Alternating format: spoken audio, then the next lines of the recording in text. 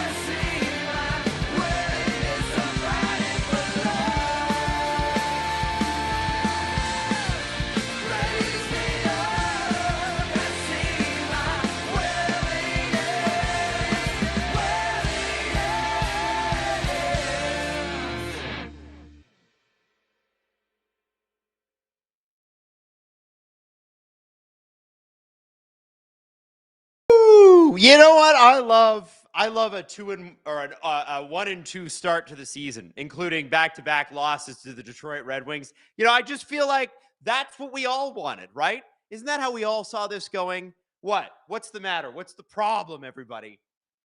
By the way, as I'm talking to you right now, I am currently subscribing to TSN because I let my subscription lapse, and I unfortunately forgot that my cable doesn't work here. My Rogers Ignite doesn't work, so I gotta put an annual plan in because I couldn't find it on any other service. If you know what I'm saying, I couldn't sail the seven seas. Anyway, it's just a party. Let me tell you. Agree and subscribe. Let's see if it goes through. Yeah, start watching TSN. Everybody, I am watching on the TSN app tonight. What the heck is going on? I've missed you. I hope you've had a great week. I hope that your football team won because mine certainly did. I was in Pittsburgh this weekend watching the Pittsburgh Steelers. I also went to a Duquesne University game, and I saw the Penguins. And then I went and saw the Blue Jays yesterday because my brother-in-law had tickets and called me at the last minute. And I'll tell you, it was sad. I cried a little. I cried a little on the way home. I cried a little on the way home. But listen, I just need to be man enough to admit that to you. And kind of how it's going to go. Now let's go through the lineups here. Nashville and Toronto are basically starting the same lines that they had last game. Nyes, Matthews, Easton, Cowan. We like this line. This is a good line. This is a line that outshot opponents 10-0. That would be yesterday in Detroit. I think Matthews had 16 scoring chances yesterday. Unbelievable. Michelli, Tavares, Nylander on line 2. McMahon and McDomi and McRobertson. Those are all their real names. That line is happening. And I think there are some mixed reviews. They did score some goals last year. And then let's go to the fourth line. Dakota Joshua, Nicholas Waugh, and Kelly Yarncroke. I like that line. Jesse on the show today called that the best line on the team. And production-wise, he's right. Now, I might have been wrong about a lot of things over the course of my career, but one guy I'm not wrong about is the first 3 games of Kelly Yarncroke this season. 3 goals in 3 games. The man's a beauty. 4th liner, leading the league. Get out of here. Well, Dorofeev's leading the league. By the way, did you guys see that tweet about Matthews is struggling and Marner's doing great? Look at how many goals Dorofeev has. And I'm like, none of those were assisted by Marner, dude. None of those. Although he's had a really good start, Mitch Marner. Really, really good start. I think Austin Matthews breaks out tonight. If I'm anytime goals, I'm anytime goals Austin Matthews tonight. What do you guys think? I feel like it just makes sense. You know what I mean? Domi warming up with no helmet is so on brand. So I guess anybody that started in the league before 2019, 2020 now no longer has to wear a helmet in warmup. So Domi's doing that. And you know what? I kind of respect it and I kind of like it. You know? Hey, speaking of which, Agent Provocateur, Alan Walsh, Adam Wylde, check it out. Brad TreLiving was our latest guest. And man, that was a killer episode. And it feels like it was 800 years ago, but it really was just before Canadian Thanksgiving weekend. Adequately Caffeinated says, I'm so jealous of Montreal's vibes. Dude, the vibes in Montreal are immaculate, and I am certainly not here for it. I'm happy for them, but listen, I can't be happy about it. I just am not allowed. Justin Fisher says, who will win tonight? Ask the Magic 8 Ball. Look over your right shoulder. Oh, Justin got me a gift. Or did Justin Claus? Okay, all right. So he says, okay, so we're asking the Magic 8 Ball before this game. Justin, great idea. All right, are you ready? I'm going to shake it. I'm shaking it. Will Toronto win tonight? Magic 8 Ball. Ooh. Guys, you may rely on it. I don't know if you can see that, but you may rely on it. The Magic 8 Ball, baby. Justin, what a flippin' great idea. We can always go back to the Magic 8 Ball to ask it life's existential questions as we make our way through the season. By the way, FR-099, that sounds like a Lexus model, upgraded their membership from SDP VIP to SDP VIP ad-free, which means you get all the episodes earlier than everybody else, and you get an SDP VIP every single week. And you get every episode completely ad-free. Every single episode ad-free and an hour early. How about that? We like that, right? That's a good time. That's a good time. Jesse is down at the game tonight as he was last night for Easton Cowan's first game, which is awesome. Magic 8 Ball, will Willie score? We can ask him that. Jesse's on the chat right now, so we should probably do this for Jesse too. You know William Nylander is his man. And then we're going to get to the Nashville lineups, by the way. All right. Will William Nylander score a goal? It says ask again later. So maybe, can you remind me to ask after the first period? Maybe it will have answered itself. You know what I'm saying? I'm just saying. It could be fun. It could be real fun. By the way, we can start a goal circle anytime. Get those candle emojis out. Let's make it happen. LOL Cobra, what the hell? Where are the giant crotches painted on the wall? You haven't been here for a while, have you? Have you? All right. So going to the game. Hang on here. I don't know why, but it's not letting me watch the game. I thought I was watching the game, but apparently I'm not. Am I watching the game, Hayden? Am I in trouble? Chad, am I cooked? It sounds like I am in trouble. We're 2.5 minutes into the game. What? Damn TSN app. All right. Well, good. Yeah. No, I wasn't doing my thing. I didn't know the game had started. TSN had a different. See, there's like 50 channels of TSN, and I'm never sure which one I'm watching. At least Sportsnet's like, well, this is the Ontario feed. Here's the Pacific feed. Here's Sportsnet 1. What is Sportsnet 1? I don't know, but it exists. Sportsnet 360. Still not sure what that is, but it exists. TSN's like, we've got 1, we've got 2, we've got 3, we've got 4, and we got 5. Are we going to tell you what any of them mean? No. Are we going to direct you to the right one? No. No, we shan't. Anyway, I thought the game might be blacked out, but it's not. Let's go to the Nashville line, shall we? I think that's kind of important here today. Now, we were hoping to hear from a particular rookie named Brady Martin tonight from the Toronto area. Put him on the top line with Philip Forsberg and Ryan O'Reilly, but we are not getting that. It's Tyson Yost or actually Joakim Kimmel, I guess. Is it Tyson Yost? I think it's Tyson Yost. Steven Stamkos, Fedor Svechkov, and Luke Evangelista, also from the Toronto area, just recently signed. Michael Bunting, former Leaf. Eric Holla, Jonathan Marchessault on the third line, and Cole Smith, Michael McLaren, and Ozzy Weisblatt on the fourth. Leafs are starting well. We like this. 3 shots to nothing. I missed all of them. Can you guys let me know how good they were? And by the way, I have to kind of look over here. If I'm looking over here, I'm looking at the chat. All right, chat? Somebody wants to know, hey, howdy all. Will there be any boofing talk tonight? Listen, it's a Gripper Nation stream, man. Listen, there could be things. There could be things. By the way, I'm at 16:36 in the first. I'm not sure if my score bug says that, but that's how I'm watching. Oh, Hayden's got the clock timed up with me because Hayden is a god. Hey, Delta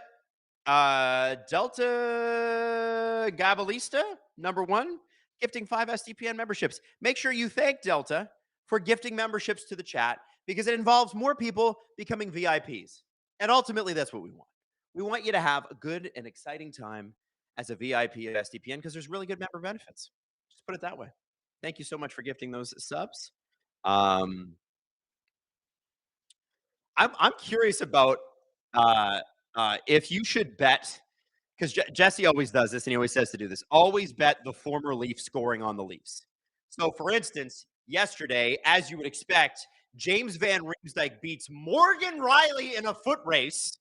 James Van Riemsdyk. If anybody is of my era, you know how not fleet of foot James Van Riemsdyk was at his peak. Beat Morgan Riley in a foot race, scored a goal. Does that mean Michael Bunting gets one tonight too? I feel like that's a relevant question. You know what I mean? I need to know. Yanaki says, "Hey, Willie's forechecking as well." Yeah, because he has 3 shots in 3 games. That's bad.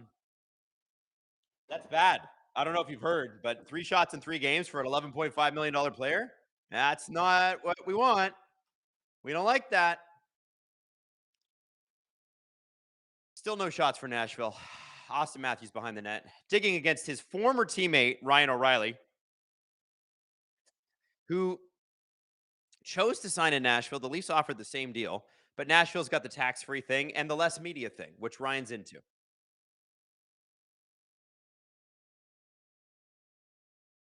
Hayden wonders if he showed up to the game in a trench coat. Oh, nice play by Matthews out front to Nyes. Cowan, who set up Matthews a bunch of times yesterday, had a phenomenal game. By the way, apparently tried tuna tartare for the first time with Brandon Carlo. He had never had it. You know what? At 19 or 20, I don't think I'd had tuna tartare either. And I have to tell you, I had it right around that age, and I have never stopped. I'm a tuna boy. Oh! Matthews just missed short side, and I think the goalie was screamed there. We like that. One of the things we were talking about on the show today, if you haven't heard the SDP, is that the Leafs had a bunch of shots, but a lot of them to the chest and a lot of them without traffic in front of the net. And what you saw there, the adjustment. Matt Nyes was in front of that net. That's what we need. Now here comes this infamous Domi Robertson McMahon line, which did have some offensive pop last year. And I just want to be honest with you guys. I think it's okay in the regular season. You're not playing this line come playoffs. And look, they just created a scoring chance. McMahon from the top of the circle from Domi. As much as Easton Cowan's done great in that role, I'm assuming that when the injured guys come back, he's probably not going to be the first line right winger unless he absolutely is stellar and they can't take him off it. I think it's weird that Domi's not in that spot. I really do. I really, really do. Adam, how you feel about the TSN score bug update? It's cleaner, but I feel like it takes away from the previous look. I don't mind it. With TSN though, everybody's thing is to go like a black color, and I'll be honest with you, that's SDPN's color. We are black and gray and silver. Sportsnet and TSN can't also do that. They need to be red and blue because TSN is red, Sportsnet is predominantly blue. We are predominantly black. TSN and Sportsnet, with all due respect, please stay in your lanes, okay? Because we're equals here. Um, yeah, so I don't mind it. I don't mind it. It could be better. I like a little red in it. Daniel Hammerton. I changed my handle yesterday during the J stream. It's in your YouTube profile, not Google. I don't know what you're talking about. Leafs Nation 67 says, Adam, I can't get the game right now. Please do some play-by-play. I want to know how they're playing. Well, they're playing well. Shots are 4-1.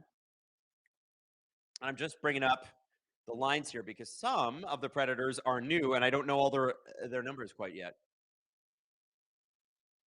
Yeah. Oh, this is Hayden makes a good point. The third line, Domi, Robertson, McMahon.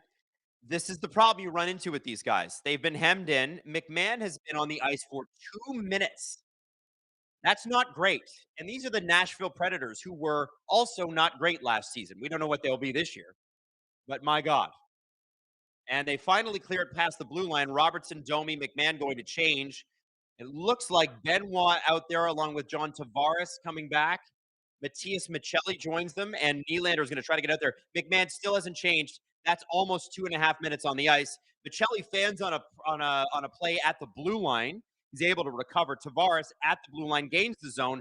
Nylander in front of the net. Tavares along the boards. Down low to Michelli.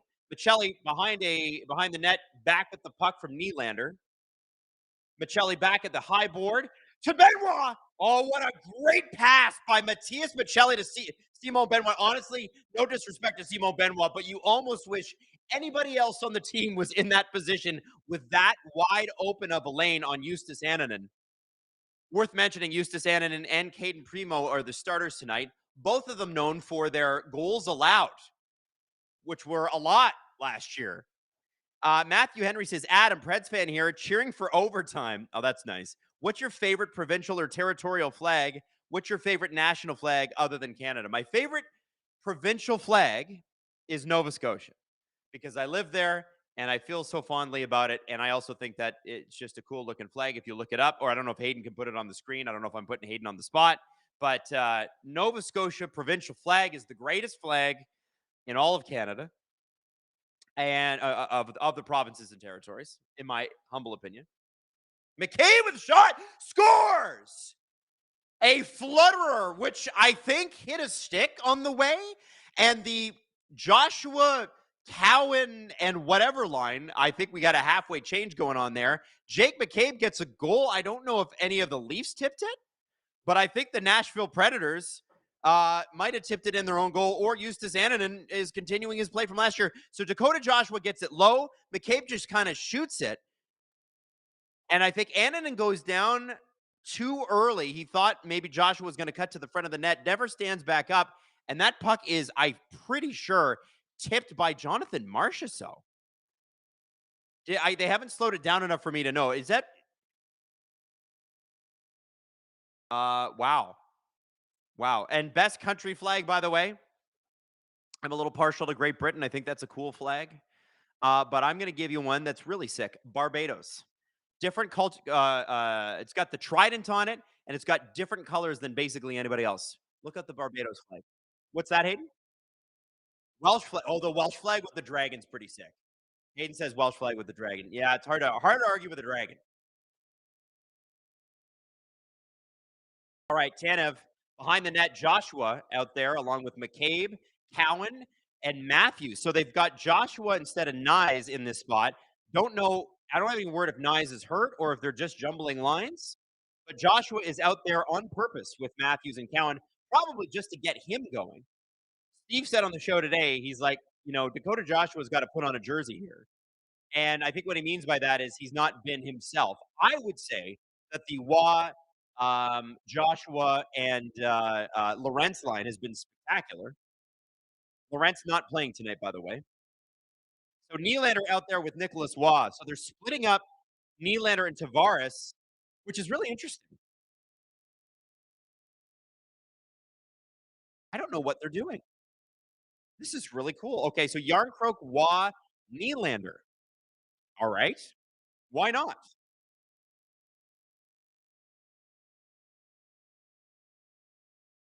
Nyes looked like he took a puck last shift. Okay. Okay. So Nyes is hurting.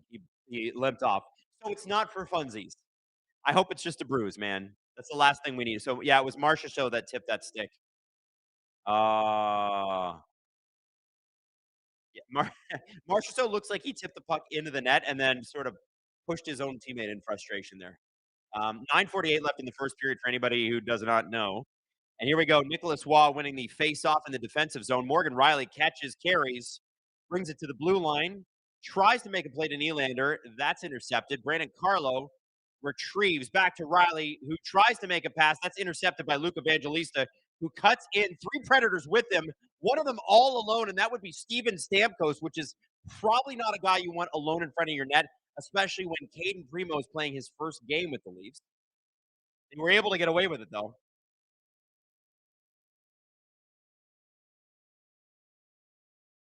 Evangelista down low. Waugh retrieves, tries to get past Stamkos. Stamkos pulls him to the ground. I don't know if that's technically a penalty, but I don't think he can just grab someone and throw them. He did have the puck, but that's what Stamkos did. How about that? Giggling Cat says, here to listen to Adam ramble and periodically hear about the hockey game. You know what? That's what you get. Welcome to the Adam Wild streams on STPN. It's a Tuesday night. Let's get crazy. By the way, programming note: Steve's going to be on the Thursday night game because we have a live show in downtown Toronto on Saturday night when Seattle comes to town. So make sure you get your ticket if you're in the area because we'd love to. Shots are 7-1 Toronto, and we've made it halfway through a period. And Simon Benoit and Oliver Ekman-Larsson have not been to the box yet. I see that as a win. Domi. Back to McMahon, who puts it down low. Back to Domi, who's on the high wall. He's going to leave it for Tanev. He floats one in. Remember to be looking for Toronto Maple Leafs. Oh, a shot into the corner. It'll be looking for this team to put more on from the point. They're looking for bodies in front of the net. They're looking for redirections. Tanev strips Michael Bunting in the Leafs defensive zone at the blue line. Gives it back to McCabe, across the ice to Tavares. Gains the zone. Moves in on Annunen, and you know what? Listen, he didn't have a lot of room to drive to the net there. Sneaky little backhand. Leafs probably want to take advantage of the fact that Annunen is going down a lot and quickly.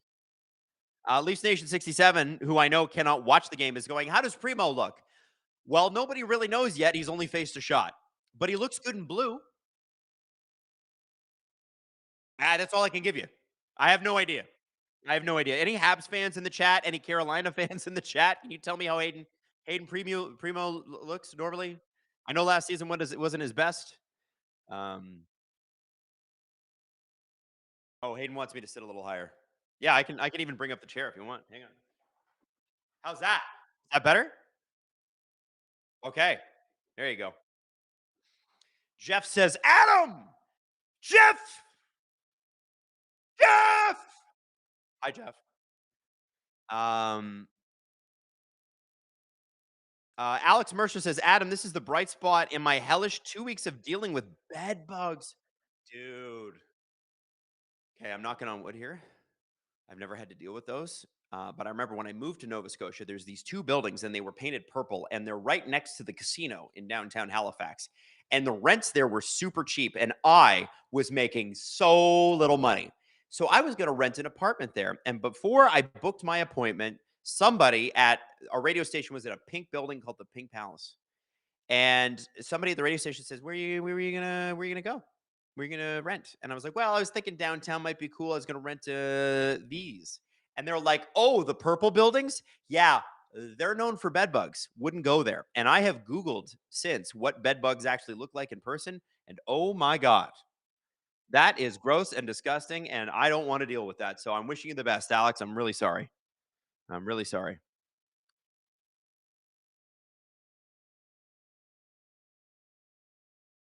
Uh Rocket Man says, "I'm trying to find info for a fat guy corner."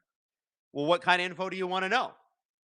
Like, do you want to send us a fat guy corner? Do you want to be on fat? Like, what do you want to know about fat guy corner? Um, Justin says, having dealt with a outbreak in my old apartment, it's not a fun time. Yes. Oh, Matthews wins the face-off draw. O'Reilly's able to stop him up, but the puck falls on Matthews' stick, and it is right into the pads of Eustace Animan. And you know that Matthews wants to score tonight. Yanaki 2025 says Yarncroke and Matthews are going to bury it tonight. All right, guys. Give me your guaranteed goal scorers for Toronto, and if Nashville's going to get one too, I guess. Give me your guaranteed goal scorer for the Nashville Predators. Put it in the chat. I want to know. I don't know what you think.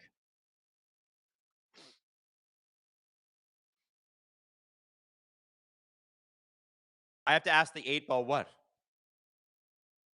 Aiden. Oh, ask in. Oh, you want me to ask it now? I thought I should ask after the first. I guess the first period's kind of slipping away on us. All right. All right. Magic 8 ball. Will William Nylander score tonight? Blah, blah, blah, blah. All right. And it says, as I see it, yes. I don't know if you can see that. Woo! Let's go. A lot of people saying Cowan. Yarn Croak. A lot of people think we're going to get Cowan's first goal. Bunting is the free space. Bunting, former Leaf. They say Bunting in an empty net. Hey, how about we have a little faith on our Toronto Maple Leafs, huh? Huh?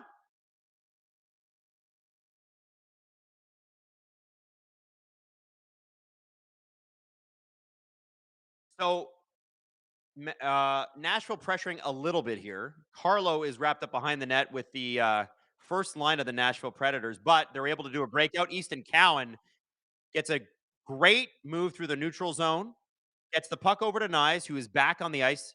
Thank the Lord. Although I have to be honest, Dakota Joshua didn't look so bad in that spot. Set up a goal. Easton Cowan seems to be making something good every single time he is out there. And that is what he's going to do until the coach says, okay, fine, you're an NHL player now. Nylander, who is needing to shoot more, to Oliver Ekman-Larsson. Oh, what a goal! Oliver Ekman-Larsson with a great setup to Matthias Michelli. So if you are not able to watch this game, I want you to imagine this. Oliver Ekman-Larsson takes the puck from William Nylander and basically gives Matthias Michelli a wide open net across the ice. Toronto taking advantage of some questionable defense from the Nashville Predators. Yossi is, nobody gets Matthias Michelli here. And a great tip. That puck is bouncing.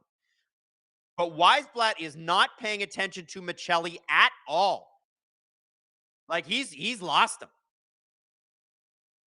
Nylander gets it. Great pass from Nylander to Ekman-Larsson. Ekman-Larsson to Matthias. Oh, it wasn't Matthias Michelli. That's an Ekman-Larsson goal. So it goes off of Weisblatt's stick, I think. Wait a second. Is it a Michelli goal or a Weisblatt goal? Because that last one looked like Weisblatt. Poor Matthias Michelli. He sure looked like he scored a goal. He played the part very well. By the way, Nashville just got their second shot of the period. 6:05 left in the first. I guess we're waiting for the replay. Not a great start for the Preds. Hallelujah for the Leafs. This is the kind of game we want them to play.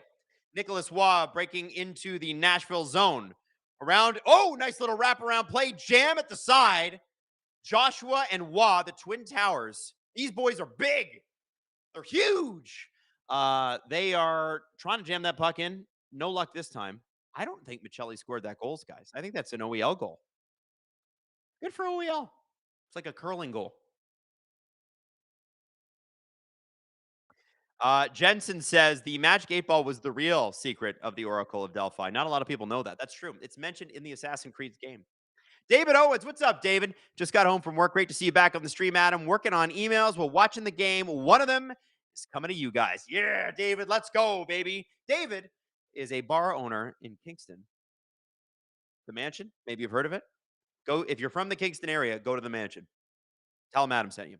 Robert Bett, what's up, Robert? I think Cowan can learn a lot from Nyes. I think you're right. I keep saying it. I said it last stream. I want to say it again. It has been so long since Toronto had a legitimate power forward option. No disrespect to guys like James Van Riemsdyk when they were here, but I don't think you could see James Van Riemsdyk physically overpowering guys and having the foot speed capable of doing that. I look at Matthew Nyes and I go, what's to stop him from being Tom Wilson or better? I think he's got limitless potential. I'm so excited about that player. I'm so excited about that player. Baylust, why don't the Leafs just always win every game? Are they stupid or something? You know, I have to be honest. My wife and my mother-in-law are sometimes the same person.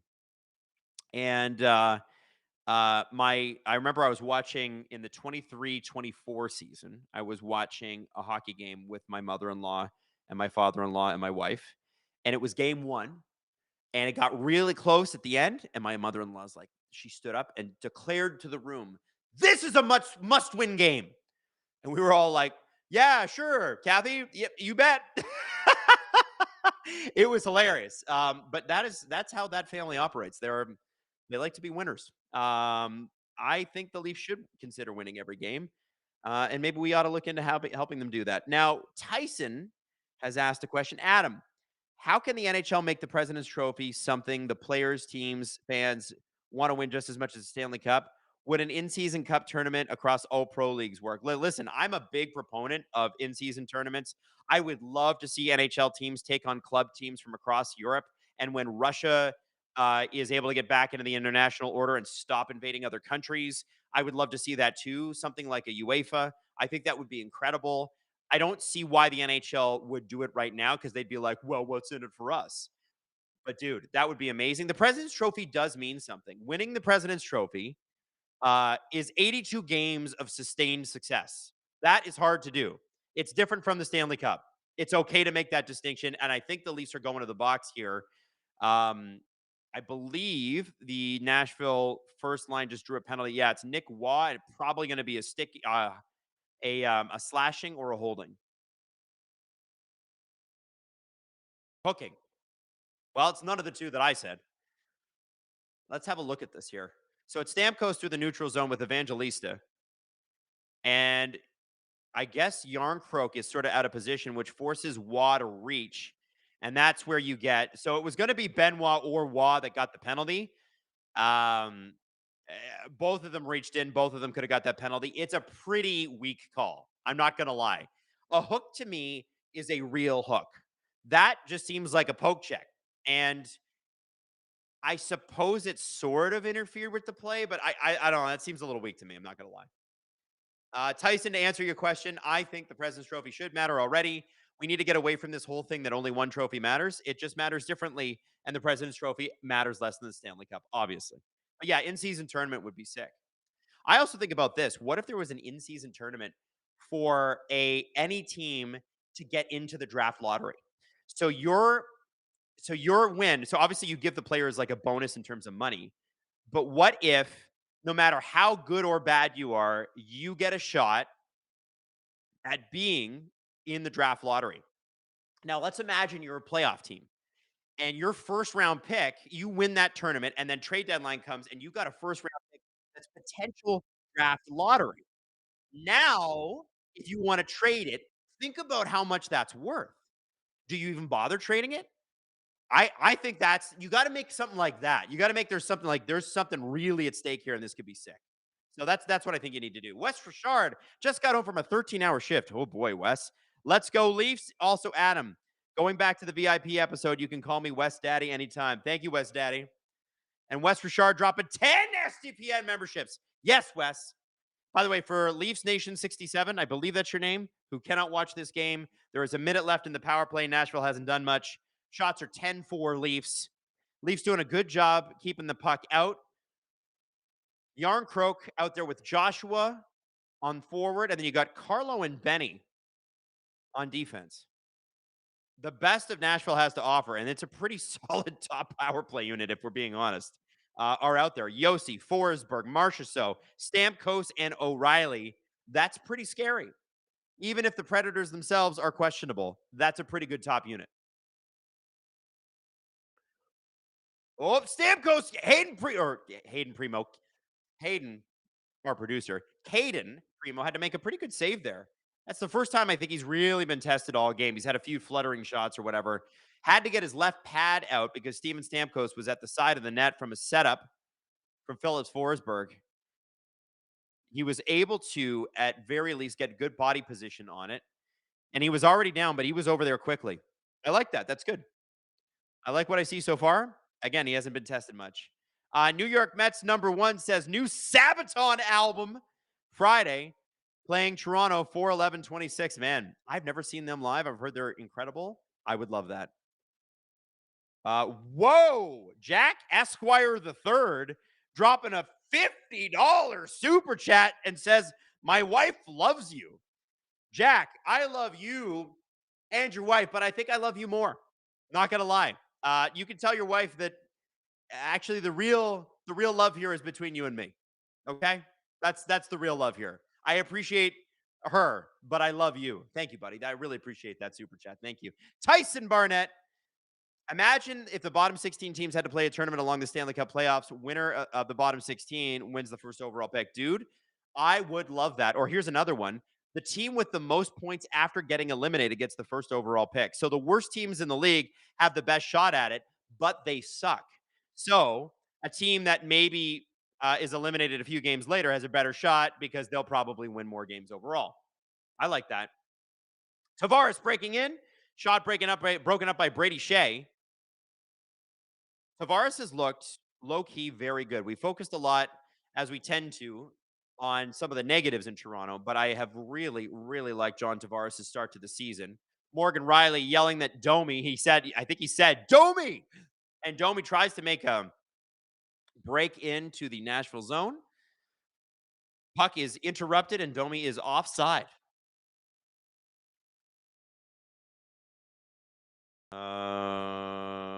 Someone says I was going to try to go to sleep early tonight. Oh, is Cassie here? What's up, Cassie?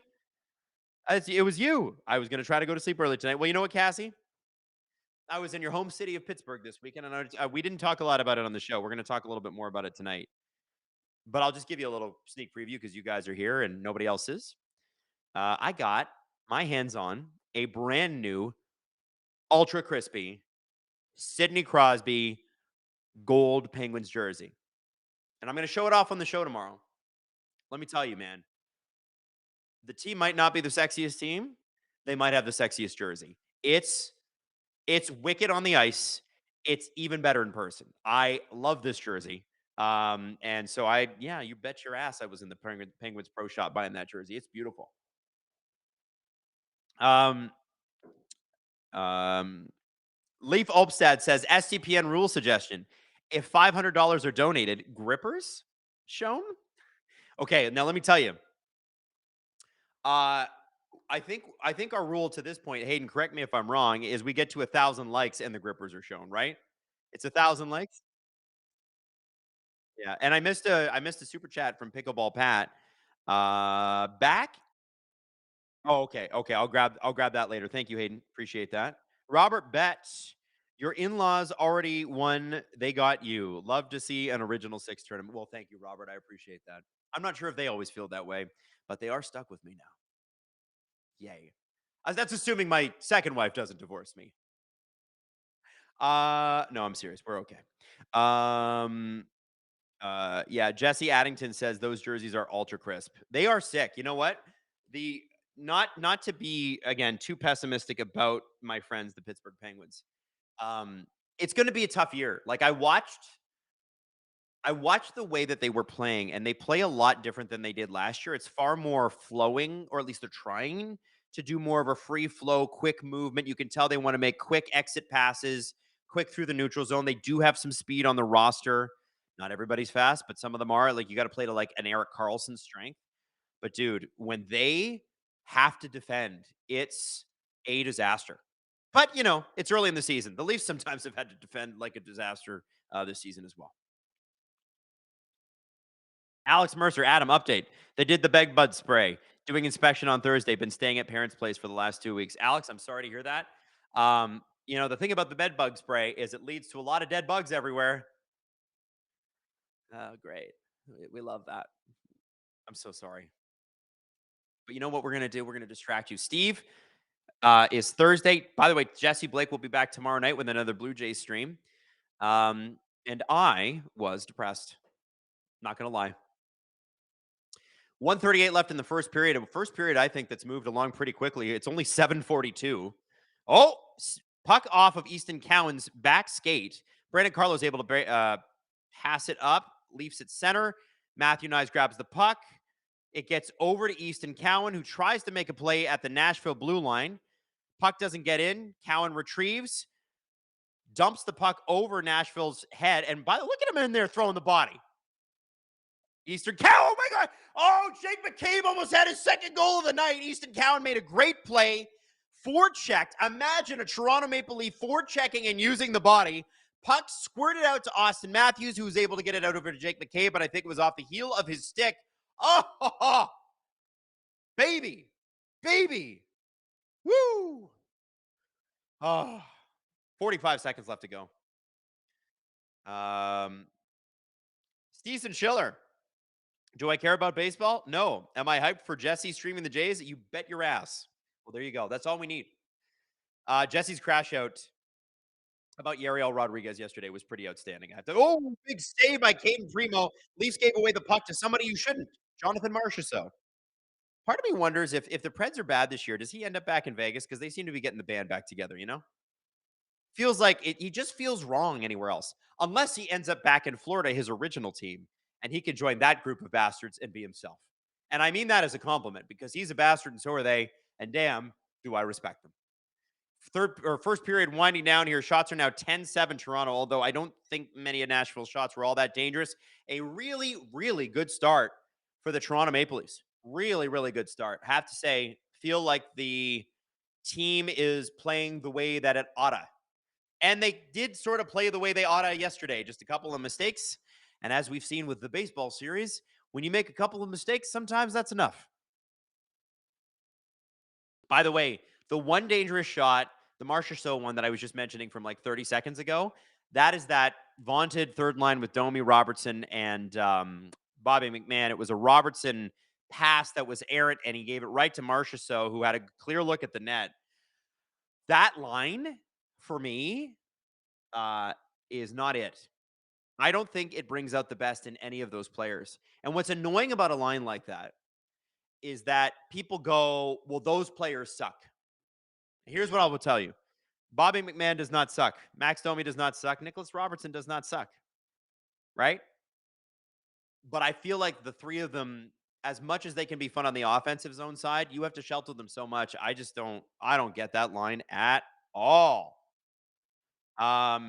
Stephen DeRoy says, Habs Nation sending a little love from Lane. Oh, that's beautiful. Left over from Lane. Well, thank you, Stephen. I don't know if you heard the STP today, but our entire first 20 minutes is about that Lane Hudson contract. And let me tell you, do we make it about the Leafs? You bet. But this time it actually makes sense to. And as a Montreal Canadiens fan, I think you'll find it deeply satisfying. Let me just put it out there. All right, Hayden, are we doing a clip here? What are we doing?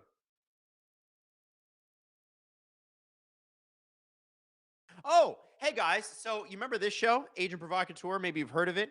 Alan and I got to interview some guy named Brad TreLiving. I don't know who he is, but I hope he keeps his stick on the ice and keeps trying. He's the general manager of some team called the Toronto Maple Leafs. Never heard of them either. Here, watch a clip from the interview and then watch the whole damn episode if you could. When you look for players and you're building a hockey team, because that's what you have to do perpetually every year. What's your philosophy on what winning is and how that looks and how to get the best out of a team? What are you looking for? Well, I mean, it's easy to say you're looking for the best players, right? Yeah. But building, and I thought Lou Lamoriello said it best years ago when and it's true. And that's how you have to go. Everybody just thinks, okay, it's all about, the top guys. And hey, listen, you want top players, but it's sort of like building an orchestra to make beautiful music, right? And you need the the guy on the guitar, and you need the violin, and but as Berkey would say, you also need the big guy playing the tuba, and you need somebody to pick up the chairs when you're done. So you need a little bit of everything, right? And sometimes the jobs that are the most unheralded and don't get all the limelight, as much as you need the stars and you need the top end guys, you need people to do the hard jobs and how somebody's going to fit in a room and connect a room, because it's not always just the best players that win, but you see it year after year, and it's the best team, right? Like it's those guys that have connected the best. Right now, Florida's got the secret sauce, and they've got tremendous players. I mean, as you said, they've got. I don't think they get enough credit for, the talent that they do have. Like they've got some elite players, but they've bought in. They've bought into a real team concept, right? And you need people up and down the lineup that are going to max out at the job that they're doing. And to me, when you're on a high functioning team, everybody should feel that if they weren't there and they weren't doing their job, whatever job that is, that the team doesn't have a chance to win. And whether that job is 8 minutes a night, whether it's the backup goalie, whether it's the guy blocking shots on the penalty kill, those are just as important as the guy that's scoring 40 goals, the guy who's on the power play. That's the essence of team. So when you say what are you looking for, you're looking for people that are going to be able to do those jobs at the very highest level, right? So you need talent. You need talent to win in this league. You need top end talent, but you need people that are going to do the hard jobs and do, the backup vocals is really important, and you need them to be the best backup vocals that you can. So that's the challenge you're looking for, and 31 other guys are trying to do the same thing, and so that's sort of how you got to deal with them. yeah. And so it's challenging, but that's really ultimately where you're trying to accomplish is build the best possible team that you can, and get people to, not only embrace those roles, but do them very, very well. Alan, you said to Pat Maroon after I think it was Tampa's second cup that it was the 30th cup in a row for Octagon. The celebration. What's the through line for you from the agent's perspective on, I know my players go into a team that could win it all, and I feel that way because what's the, what is it that you can kind of feel it after this long? I think if you're around the team at all and you observe the way guys interact with each other and hear about, guys on the road going to dinner, 21 guys, 22 guys, all going to dinner to the same place. They just want to be with each other. They want to hang out with each other.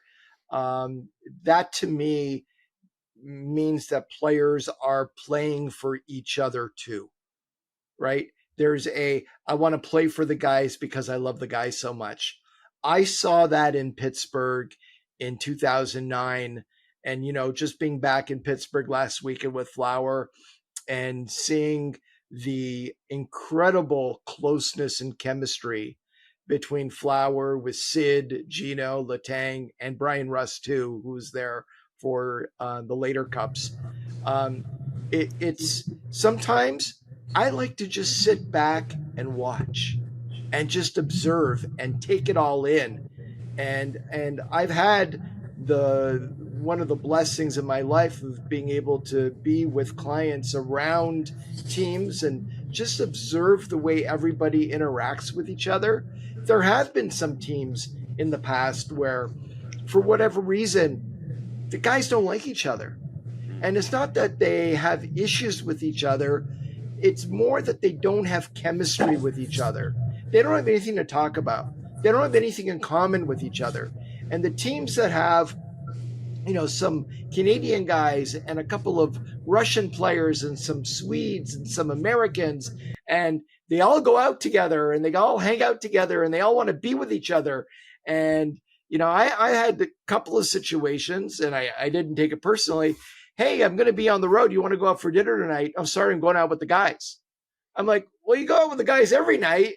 I'll see you for breakfast. How about we, because breakfast everybody kind of does on their own, but he didn't. He sincerely didn't want to miss out on dinner on the road with 19 other guys, and you got to respect that, right? So to me, when you see that all come together, and I heard about Florida for the last couple of years, that these guys, when they go out for dinner at night on the road, it's 20 guys, right? Everyone goes the same place. They all get a big table and they all go. That to me is like guys who want to be together with each other. And, when you're around that much, when you're on the bus together, you're on the plane together, you're in the room together, you have to practice together, you're waiting in the training room together to jump on the table, guys get on each other's nerves, right? Like they don't want to be around each other all the time. When they do, that's something special.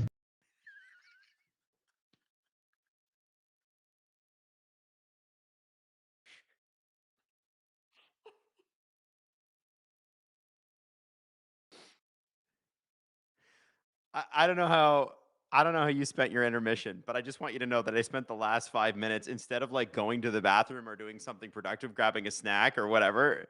Justin and I are in a group chat with Steve and Jesse and producer Drew, because we've got production things, obviously, that we've got to put in. So Justin put this tweet into the group chat and said, Caden Primo is playing his first game with the Maple Leafs tonight in Toronto. His uncle, Wayne Primo, also played for the Buds in the 2009-2010 season.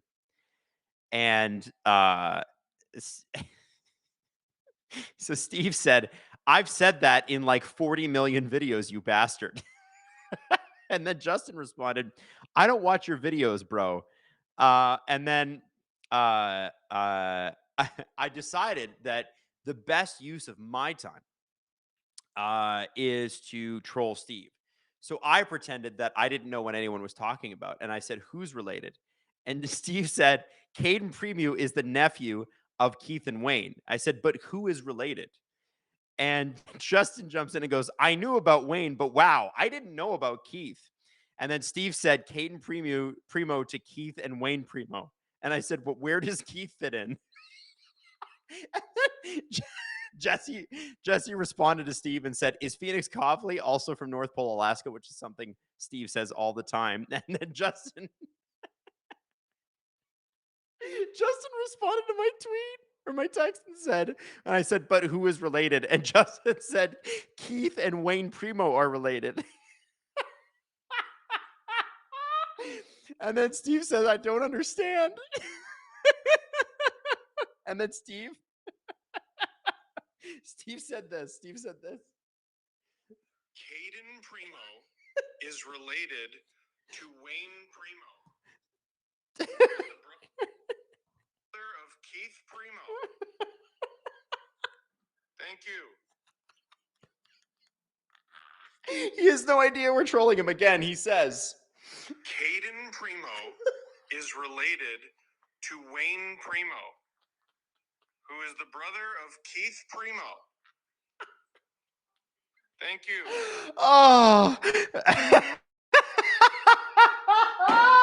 And then I got a text from him saying, and Drew said, so Keith and Caden are brothers, but Wayne is their uncle. And then Jesse said, you know what's funny? You're all wrong. Caden is Keith's son, LMAO. And Steve wrote, for F's sake. So, guys, I want to tell you that one of the favorite things about what I get to do is stuff like that, because I know Steve is right now at home making a Blue Jays sign for tomorrow. I'm not really sure if he's going to the game or something like that, because I got a text from his wife.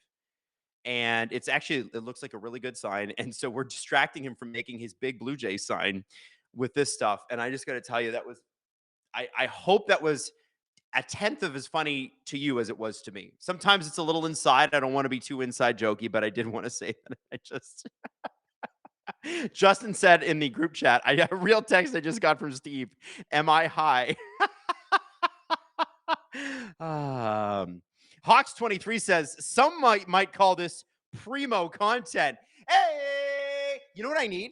I need one of those like little soundboards when someone makes a good joke like that. That was a good joke. I need like you know what I mean? Like every time Cassie jumps in with a dad joke, I need to be like, dad joke meter. We got to get that. We got to get that going.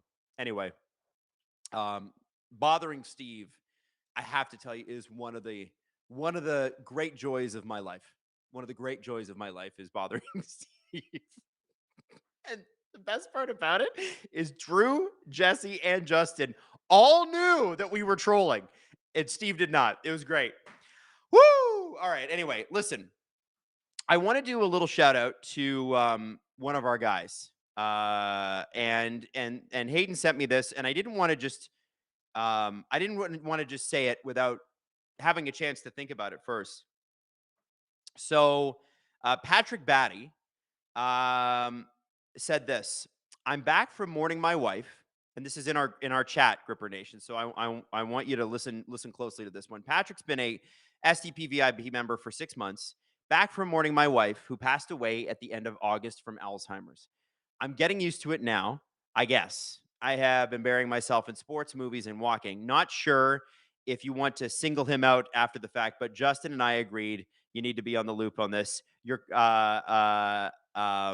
Anyway, long story short, I just wanted to say to Patrick Batty, buddy, we're so sorry for the passing of your wife. I'm so sorry that this has happened to you. You are in for, you're doing it. I think you're handling things the right way. You are burying yourself in sports, movies, and walking. By the way, walking is the only thing that helps me sometimes. I can't relate to what you've gone through because I've never gone through it. But I just want to tell you that if you're looking for a community and a group of people to hang out with when the games are on, we're always here for you. SDPN and our amazing community of people love you, and we just want to send our best. So that's a little shout out. You might know him better as Pickleball Pat, by the way. So a big shout out to Pickleball Pat, who is here literally all the time. Pat, we love you, buddy. Thanks so much for letting us know, and we're really sorry. Now, Dude Tastique, clearly French Canadian, another Habs fan here, feeding on the saltiness. We were well fed today, thanks to you guys. Keep up the good work. Now back to watching the magic of Lane Hudson. And listen, you'll be able to watch the magic of Lane Hudson for 8 more years after this one, at least. God, that's a flipping great contract. It's just a fabulous deal. And I'm mad. I'm mad about it. I'm so mad. So freaking mad. I'm so mad. Anyway, go Leafs, go. And by the way, shout out to everybody who is giving Pickleball Pat a big shout out in the chat. That's pretty sweet. I love that. You guys are a great group of people. I know. Listen, I don't want to get too schmaltzy too much, but this is a really great community, and I got to tell you, as you know, being a part of it's been really special. I look forward to these streaming nights with you. It's the best. And my wife Natalie sometimes jumps in. She's working tonight, but she always says, she's like, I can't believe how much fun your chats are and how much fun the games are and that sort of thing. She's like, it's the internet. It's a cesspool. I'm like, not every place on the internet sucks. Just a few particular websites, right? Crispin Welburn says, Adam, I'm sorry to say that folks are overreacting to things in Canucks land. Even Hughes hasn't looked like himself. Let me tell you something. The Canucks are a team full of talent, but they also are a bit of a team that I think everything needs to go right for them to be successful. And Quinn Hughes had severe injuries last year, as apparently did Elias Pettersson, even though he played through them with that knee. I got to think that overreaction is fine. The Canucks haven't looked good, but it's a weekend. As Steve always says, it's 82 games. That's so many games, and I think they're going to be okay.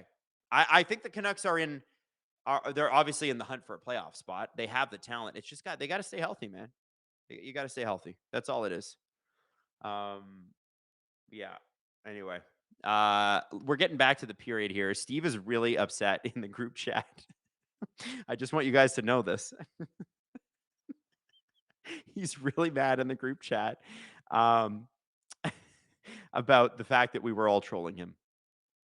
I just feel like we did a good job, and I wanted you guys to share in that joy. There is nothing better than getting your friend to wind up. Like, it's hard to get Jesse wound up. When he does get wound up, it's great. I don't know if you guys saw the Yariel Rodriguez stream yesterday. That was awesome. It's Jesse's harder to get wound up. Steve, if you get him, if you get that fish on the hook, oh, he's gonna fight you the whole way. It's great. Justin can back me up on that. He knows. Apparently the trolling has not stopped. I just haven't been able to actually read it. All right. Here come the Leafs. Tavares wins the faceoff back to the zone. Oh, and then falls right on the Maple Leaf crest. It's Tavares out there with Michelli and Nylander. Michelli has looked better in this game than I think he did against, any other opponent. He has played on 3 different lines in 3 different games. So you can forgive him for perhaps not feeling like he's found his rhythm yet. And that's the thing you got to remember. What's that, Hayden? Oh, Pat is in the chat, and he said thank you. Thank you, SDPN, Adam, and everyone. Pat, we love you, buddy. One of the things I got to say about teams that acquire a lot of new players, I think we saw this a little bit with Nashville last year, and they never really actually recovered, is that when you inject a lot of new blood into the lineup, and you think about the Leafs, they have, and you lose a major piece in Marner, which they did, things are going to feel a little clunky. They're going to feel a little weird. It's going to take 20, 25 games, maybe longer, for the lines to really get set in stone. And in fact, I remember we were talking to former Leafs assistant coach Keith Acton at his Boston Pizza, which, by the way, you should go visit out in Stouffville. Keith Acton's Boston Pizza in Stouffville is the place to go. He told us that he thinks, if you don't have your lineup set with about 15, 20 games to go, like a general idea, doesn't have to be exact, in the season, and you're going to the playoffs, you might be in trouble. And I think the Leafs have had 3 of 4 lines the last couple of seasons. One under Sheldon Keefe, one last year under Berube. I think this year they got enough guys to get the 4th line thing sorted out. I know that they eventually want to go and get that extra top 6 forward, and I'm sure that'll be available at some point. But I like their defense. I really like their goaltending. We'll see about Caden Primo. But I will say that I'm excited about what this could be. And if Easton Cowan works out, well, that's just solved the problem. If let's say Easton Cowan actually works out. I know it's game 4, but if Easton Cowan works, then they don't need to spend assets like Easton Cowan on a top 6 player. And that would be really nice because they don't have a lot of assets to spend. And it's also a much cheaper option too. Cody says, how's that Bunting, Halla, Marchessault line look tonight? That's been our best line in Nashville, just a total rat pack. It's actually such an interesting group of personalities, right? Just all bastard line. Oh, here we go. We got a breakaway, and it's Morgan Riley, and he is, oh no, that's McMahon. And it's off the post. Thought it was Morgan Riley. They skate similarly. Man, Bobby McMahon is fast. He still surprises people with his speed. And he just put it off the post. Eustace Annunen had some good body position on him. McMahon tried to get it by him, but whoo! So the Domi line is out there, McMahon and Robertson. And listen, they've done what they needed to do already. Generate scoring chances. Generate scoring chances. That's what you must do. Joshua's out there now with Wah. And this line did feature Steven Lorentz until Steven Lorentz got injured. Now, apparently, according to Craig Berube, in case anybody in the Lorentz hive is worried, People were worried that he might actually be really hurt. He's not. He could have played tonight if he needed to, but Berube is like, listen, we got enough guys. Why don't you just sit out a little bit and heal up and you'll be good. So it's probably just a deep bruise or something like that. Crispin Welburn, I miss Dakota Joshua. We like Dakota Joshua here already. Need him to do more things that like he did in the first period, which was set up the first goal. His first point, I think, as a Toronto Maple Leaf, if I'm not mistaken. Nashville has come on a little bit here in the last, I'd say, 15 minutes of play. They started the second period pretty well. The first half of the first period, they were just not in the game at all. Started to get it together with about 13, 14 minutes into the first period. It's not been bad. Caden Primo has been strong. The Leafs done a good job of blocking shots too. But yeah, would be nice to put them away early if you're a Toronto Maple Leafs fan. You know what I'm saying? The Ryan 1234 Ryan says Dakota Joshua is a plug. Sir, we don't know that yet, and I will tell you something. I don't know if you watched the Vancouver Canucks in the playoffs, but I did. I watched every game 2 seasons ago, and Dakota Joshua, along with Connor Garland, that line was a standout line. If I get that Dakota Joshua as a Leaf fan, I'm thrilled. And Caden Primo just let in a goal. Is that so? It's Michael McCarron with a goal. Hey, man, good for you. Are you going to get mad about a Michael McCarron goal? Don't love Caden Primo going down so early on this one. I want to take a second look at this. TSN has not run the replay. So it's the point man, who I can't see right now.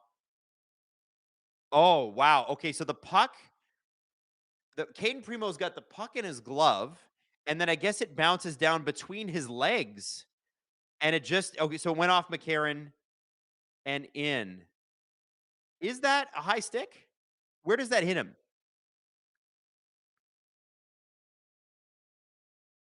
All right. Well, listen, we've been warned about the Caden Primo experience. We'll see what happens. It was off the body, and that goal counts. And the shots are even. And Nashville, back in this game, Toronto cannot rest on your laurels, sirs. William Nylander corrals the puck with Chris Tanev behind the net. Tanev up to Michelli. He misses that pass, but is able to recover it. Gain the zone against Nashville here with Tavares. Tavares behind the net. Nashville steals. Would like to see William Nylander score some goals tonight. I'm not going to lie. People are saying you can't blame Caden Primo for that. No, I don't blame Caden Primo for that. But I might blame the Leafs for this one.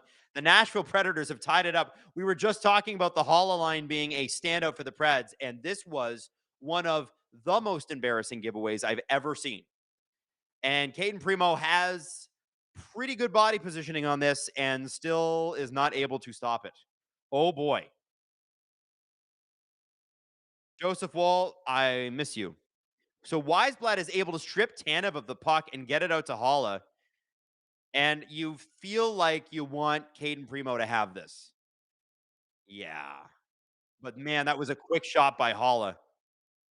Oh, and it goes over the blocker side of Primo and into the far side of the net. Ooh. Not a great giveaway. Not a great goal. Craig Berube's got the guys at the bench, and they have played like ass since the second period started. Let's be honest.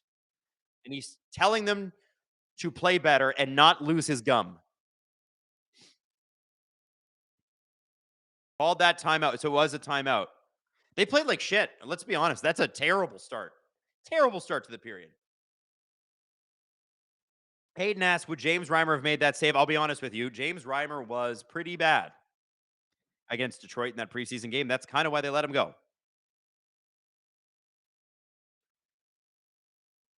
Tavares taking the face-off like he did at the start of the period. I don't think I've seen the Matthews line all that much. If we have seen them, they've been invisible. Probably time to put them out there. Score a goal. You guys look good.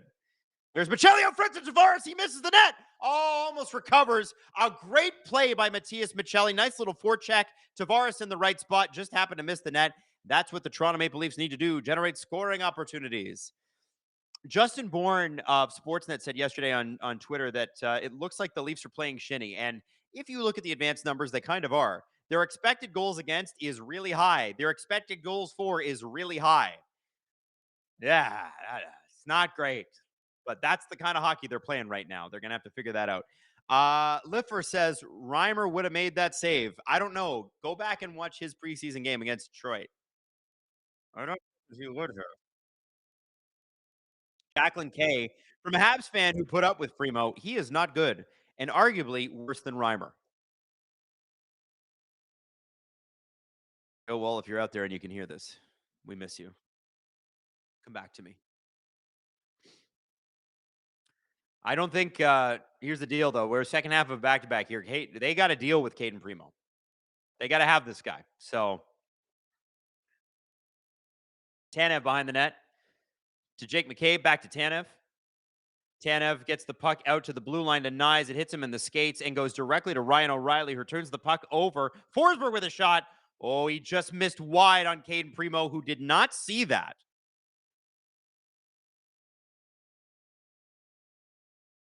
Woodmage says it's weird. Period to period across all the games so far, the Leafs have been so inconsistent. Very true. Now, some of that's the early season. Some of that's new players. Some of it is the Leafs' DNA that they're trying to change. This has been a problem for years.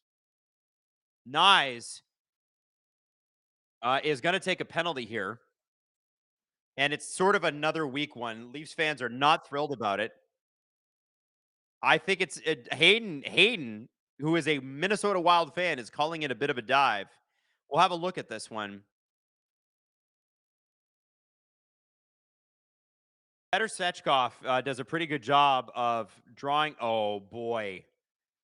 Oh, boy. Is it? So it might have been Carlo more than Nyes. That is, yeah, Svechkov just fell. That sucks. Hayden says the arm went up after the last fall, and again, he fell. He did not get taken down by Nyes' stick. Doesn't matter. Leafs are going to have to kill it. And that's sort of what happens in hockey. You have refs that are human beings. They're going to make human being mistakes. Yarncroke, Tanev, Carlo. Oh, no, so that's Wah, not Carlo. And McCabe are out there. So Wah, Yarncroke, McCabe, Tanev, and the puck, woo, rebound. Leafs clear. Had a Predator been there, that's in. The Leafs tried to clear there, are unable to. Stamkos is able to keep it in. Wah tries to get it out, is unable to. Forsberg down in the deep corner. Leafs are able to clear. Yarncroke changing. Marchessault grabs the puck. Austin Matthews out with Nick Wah now. And Matthews clears the puck in a great, clean manner. That is what we want. What's that, Hayden? Oh, Hayden points it out. Preds are leading in shots. At one point, the Leafs were out shooting them like 9-1. Now the shots are 12-10. And you see why the Leafs called their one and only timeout.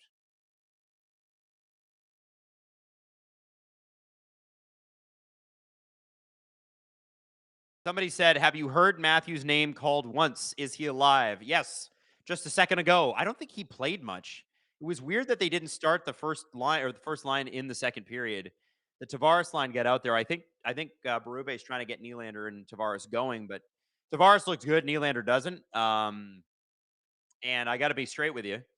I think the Matthews, Cowan, Nyes line looked really good in the first period. Really good. They just haven't converted yet. I think the Leafs also need to simplify a little bit here. Like, if you look at some of the clearing attempts already on this power play for the Nashville Predators, man, the Leafs could have had that out several times, and they tried to get a little fancy. And stop. That is definitely not what this team is anymore.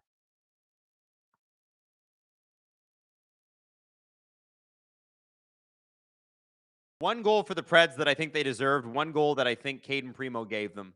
And they are back in this game. 2-0 at the end of the first.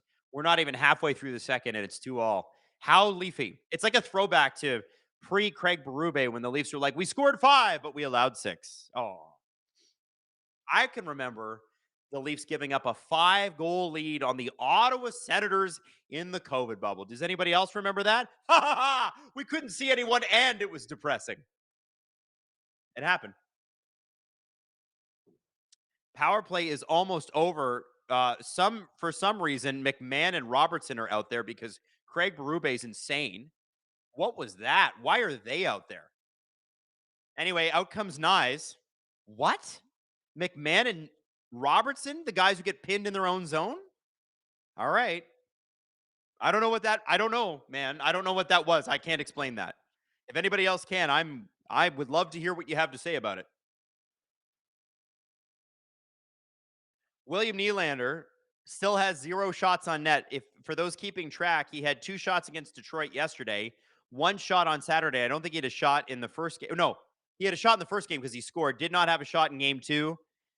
Game 3, 2 shots. That means he's got 3 shots in now 3.5 games. That sucks. Matthews had 8 shots last game alone.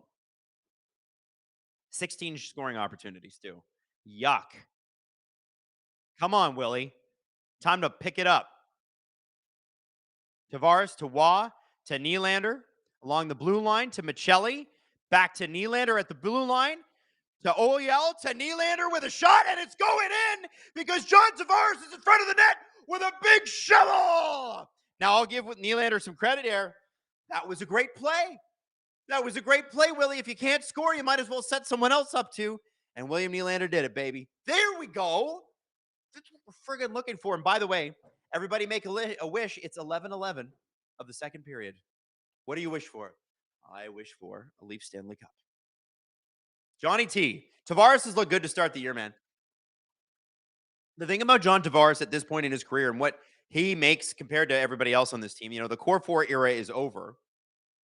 With John, you're hoping that he just puts up good numbers every year, like he did last year. Put up great numbers last year. And you're hoping that you don't really notice him unless he's making stellar offensive plays and strong defensive ones. And man, John Tavares continues to be the greatest free agent signing the Toronto Maple Leafs have ever made. I will maintain he is the best free agent signing they have ever in their history made.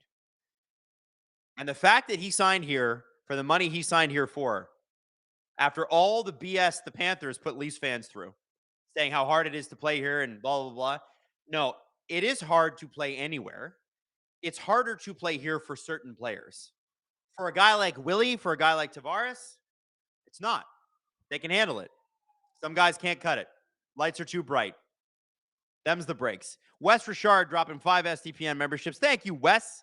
We love you. Baylust says, keep calling out Willie. It seems like he heard you. I think he did. Lil Fur, is it just me or does it look like Willie is trying to fill Marner's passing ability? Marner had a good shot too, after all. I don't think that he is. Willie's always been a great playmaker. But last season, he kind of broke out in goals. He was second only to Leon Draisaitl for the Rocket Richard Trophy. Something that I don't think he gets enough credit for. That's why it's so shocking that he hasn't shot it all this year. Wes Richard says, I wish for the SDPN crew to come to Victoria, BC. Wes, we would love to come to BC. When budgets allow, we will, my friend. Or if anybody works for a travel agency and they want to do some advertising, we'd love to chat.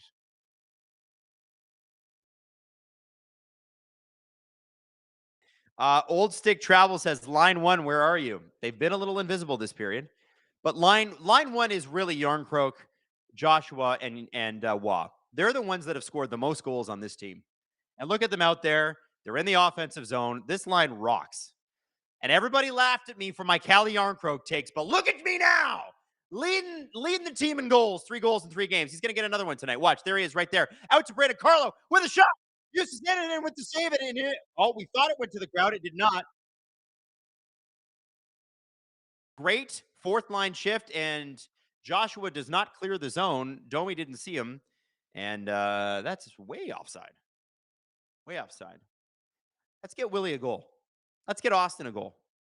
I need some goals. My goals are for goals.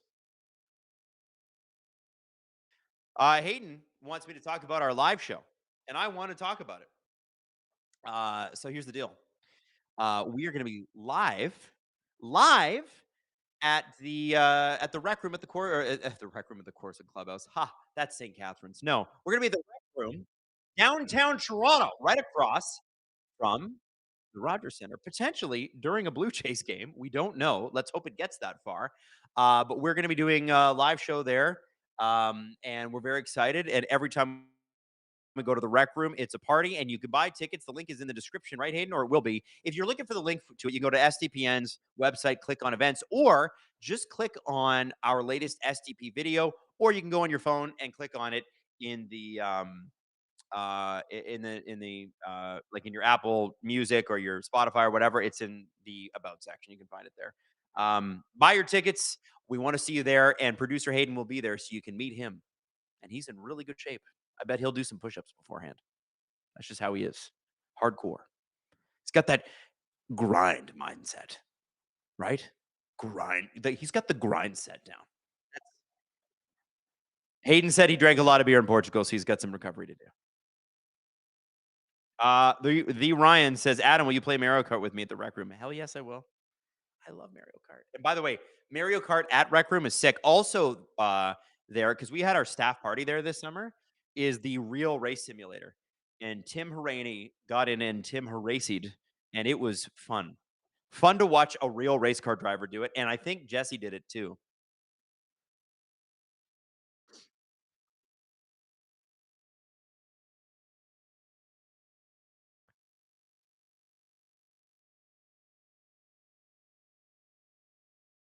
All right, here we go.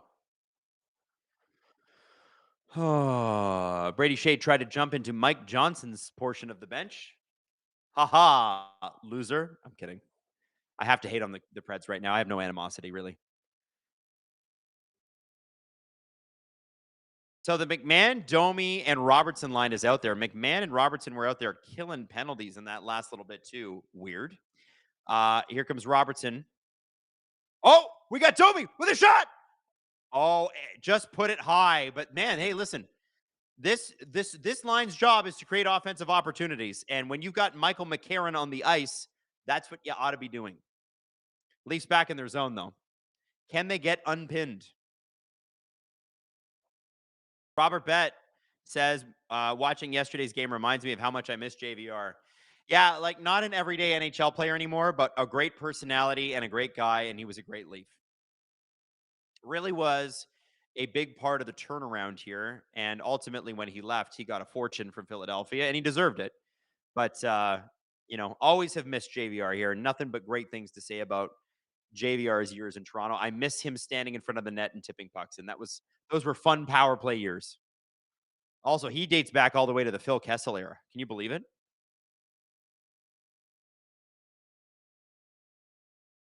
Matias Michelli takes the puck out to Tavares at center. Leafs gain the zone to Nylander to Michelli.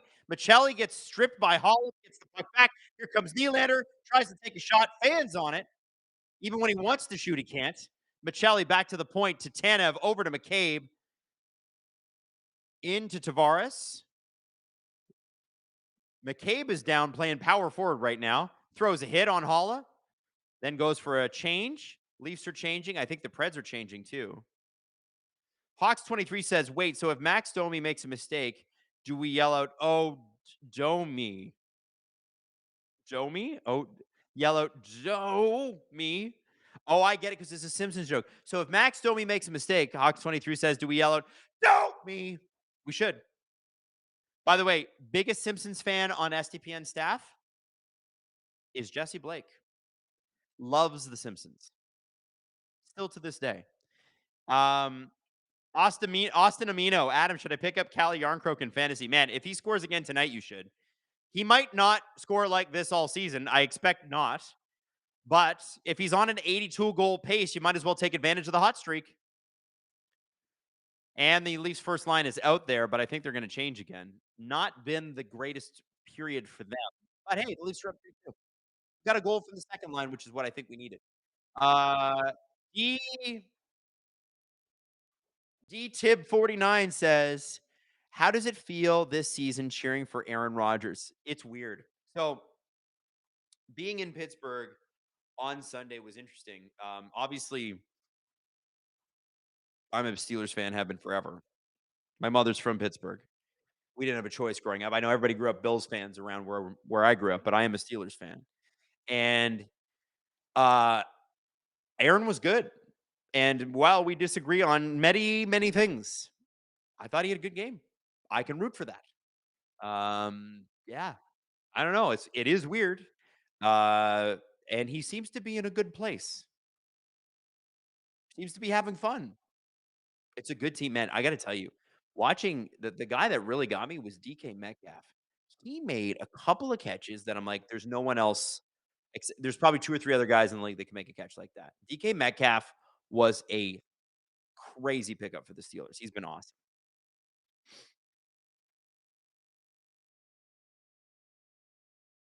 Patrick Batty, wait, is Nylander still a Leaf? I hadn't noticed him yet. He's had a rough go to start the year, but hey, did get a nice little assist there. If I'm not mistaken, Hayden, can we look this up?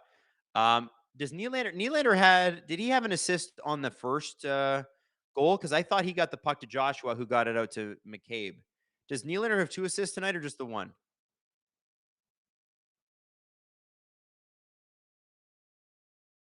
Nylander has 2 assists tonight.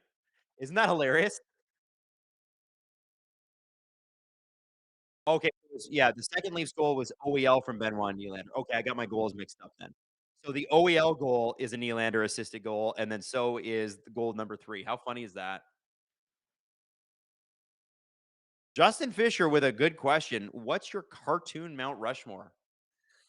Well, okay. Mickey Mouse, for sure. Bugs Bunny, for sure. Right? Has to be. Do you count video game characters as cartoons?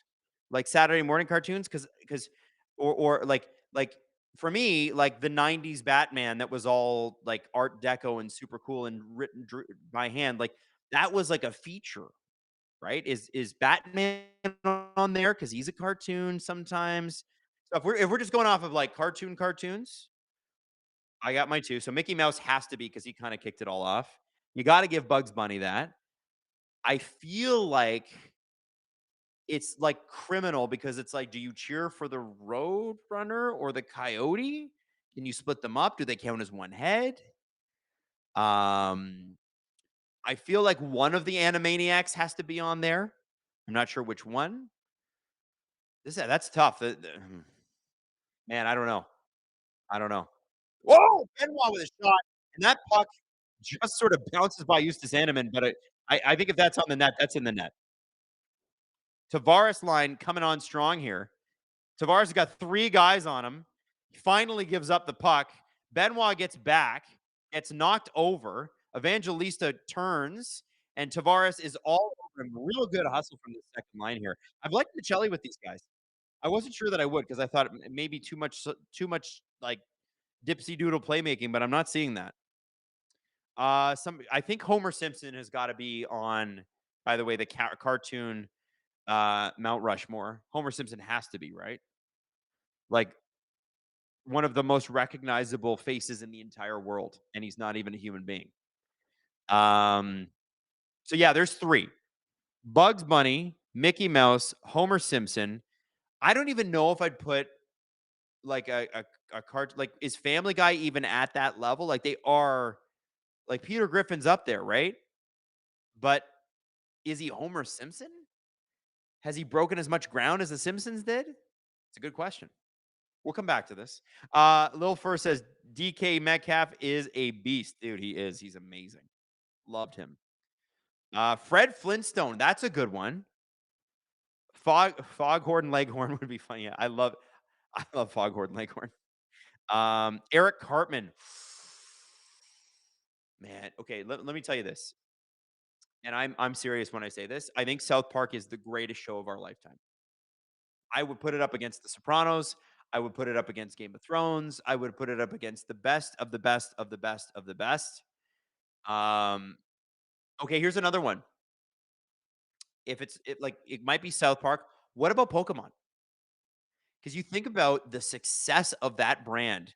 I apparently the reviews on the new Pokemon game are amazing, by the way. They're getting like 5 out of 5 stars. I think the average score is over 80%, which is excellent. How do you not put Pikachu on there?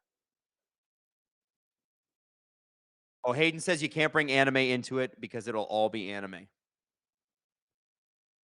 Yeah. So do you have anime and like cartoons as separate even though they're drawn? Wow. Yeah, that's tough. Then if that's the case, then if you're not including anime in any of that, or manga or any of that, then yeah, that kind of difficult to leave Fred Flintstone off that list. Homer Simpson, Fred Flintstone, Mickey Mouse, and who else did we have? Who am I forgetting? That's a good one. Robert Bett, Adam. I've been a Steelers fan since Terry Bradshaw. I know I'm old. Hey, listen, my mom's been a Steelers fan since Terry Bradshaw. My mom can remember watching the Immaculate Reception, and if you don't know what that is, Google it because it's a big deal in Pittsburgh. Um, Jay Wick says, "Please just let me live my lie that Sid will always be a Penguin." Listen, if they get Gavin McKenna this year, Sid will always be a Penguin because he's got to do the handoff like Mario did. If they get that first overall pick and they get Gavin McKenna, Sid is staying. But it's a question of does he make it through the season as a Penguin? I don't know. That Montreal thing sure feels like it could happen, doesn't it?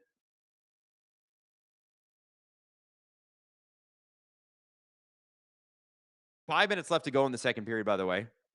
Tanev behind the Leafs net, grabbing. He's got a Nashville player on him. Nashville's top line is out there against the Leafs top line. Forsberg tries to move Cowan off the puck, is able to kind of can open him a little bit. Tanev behind the net to Nyes. Up to Cowan. The pass just misses him. He's in deep and a nice forecheck. I think I see why Berube loves Cowan so much. This guy forechecks and he hits. He finishes his hits. He's not the biggest guy on the ice, but he finishes his hits. I like this kid, man. I don't know how they send him down. If he's going to play like this is a good player. There's been some really interesting players making the league this year. Like I saw a couple of Penguins on Saturday night. Obviously, everybody's talking about, I think his last name, I think you pronounce it Brunicky. Um, he was great, but I saw Ben Kindle's first goal, and it was a rocket. I'm like, that kid's good. And he was one of the highlights of the game. It was a pretty rough game in the sense that it was bad. Kindle was good. Oh, Domi, wide open net. Oh, and the Predators defenseman is able to jump down. So essentially, there was if you missed it, there was a shot from the point that bounced behind Justus Annunen right to Domi, who had a wide open cage, but the Nashville defense is able to get in the way. Oh, Bobby McMahon just scores on another setup from who? Nicholas Robertson. Now this is an interesting one because the puck went immediately down. Remember the play I was telling you behind the net? Goes immediately down to the Leaf zone. Oliver Ekman-Larsson, who's having a great game, gets the puck immediately back out of his zone. Watch. Great pass here. Up to Nick Robertson. Off just a bank pass, and Robertson gets it to McMahon. First shot is blocked by Brady Shea's stick. Second, the rebound. Shea doesn't even see it, and I think it goes off of Shea and into the short side on Justus Annunen. What a weird goal. Hold on. Does this puck go off of Shea's stick? I think it does. And Annunen should have had that post covered. Let's be honest. Oh, my God. Yeah, McMahon put it off of Shea's stick. Shea it feels like Shea thought the puck went away and kind of gave up on covering McMahon to take another assignment. If you're just listening to this and you haven't seen the goal, it's one of the weirder ones, but it makes him look really good. It makes him look really good. And Daddy West Richard dropping 5 SDPN gifted memberships. That's a big dub from Mr. West Richard. Thank you, sir. And everybody, remember, if you're an SDP VIP member, that means you get an extra episode. If you ever want to upgrade, though, be a monthly subscriber, you can. And you'll get all the SDP episodes ad-free because there's a tier where you get the extra SDP episode, a couple more dollars a month, get yourself emojis, get yourself the ad-free tier, and that means also you get to watch the STP before anybody else does because it's available. Buck 2577. You're playing a backup and a lottery team. Calm down. Hey, Buck, it's my stream, baby. I can do what I want, and I'm not calming down. The Leafs have sucked this year. Any sign of life, I'm going Buck in here. All right? Welcome to my stream. Feel free to hang out. Cry about it. Nylander over to Wah. The Preds have been outshooting the Leafs all period, outplayed them for the first 10 minutes of it. So bad that the Leafs had to call a timeout after giving up 2 goals in the first 7 minutes of the second period. Nashville was able to tie it up, but they have since yielded 2 more to your Toronto Maple Leafs. Buck's probably not thrilled about it.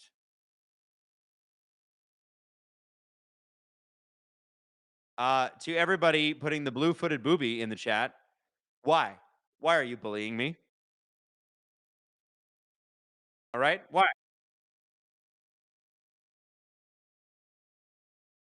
Right. I'm going to tell you something. It is really hot in the SCPN studios tonight. Not only because I've got lights on, but because our air conditioning broke. So after tonight, I get to go home, go to bed. In the morning, I'm coming back, and the air conditioner guy's coming by. That's what I get to do before recording STP tomorrow.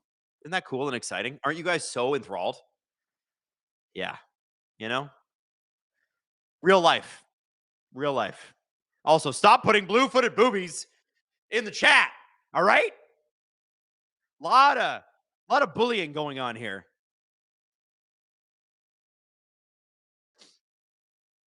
McCarron, a goal scorer for the Preds, gets the puck in, goes right to the net. Exactly what he should do. Uses his gigantic size. I have to be honest with you. I'm always sort of impressed by the depth guys in Nashville. McCarron is not a bad player.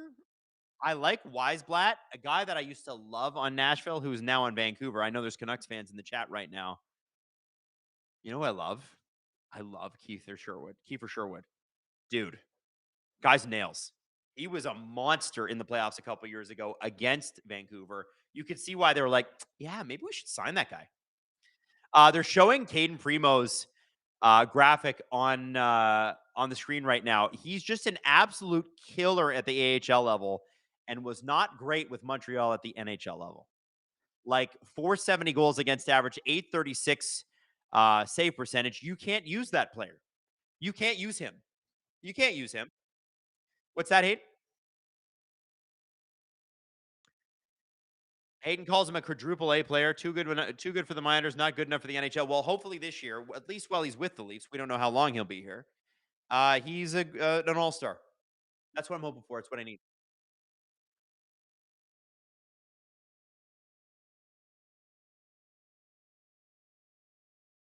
So 4-on-4, and by the way, Easton Cowan is tied with Nyes and McCabe for the team lead in hits tonight. LOL. He is 19 or 20. That is funny. I love this kid. This guy rocks. So Nylander and Matthews out there on the 4-on-4, and they are pinned. And Ryan O'Reilly and it looks like Jonathan Marchessault, who's out there with him. Anyway, they're running roughshod over this Leafs first line. Not looking great. Maybe we kind of ought to not put Nylander and Matthews out there. Although Nylander does have 2 points tonight. And there we go. He's making things happen again. Austin Matthews. Matthews with the wraparound backhand, and Annunen is able to shut the post. Matthews trying to dig it free again there. Forsberg strips. Not literally. He just stripped the puck. McMahon is now out there with Tavares. McMahon, a goal scorer. Tavares, also a goal scorer. 53 seconds left on the 4-on-4. Nashville sort of dominated the beginning of this. Leafs have had a couple sort of opportunities. Tavares strips at the blue line. McMahon is able to pick up that puck. He tries to make a move on the Nashville defenseman, Brady Shea. Over to Oliver Ekman-Larsson, who was looking for John Tavares, who had moved out of position at the side of the net. I think he was trying to make a change. Oliver Ekman-Larsson, next time, buddy, just shoot, baby. Just shoot. The luck is on your side tonight. You're having a game.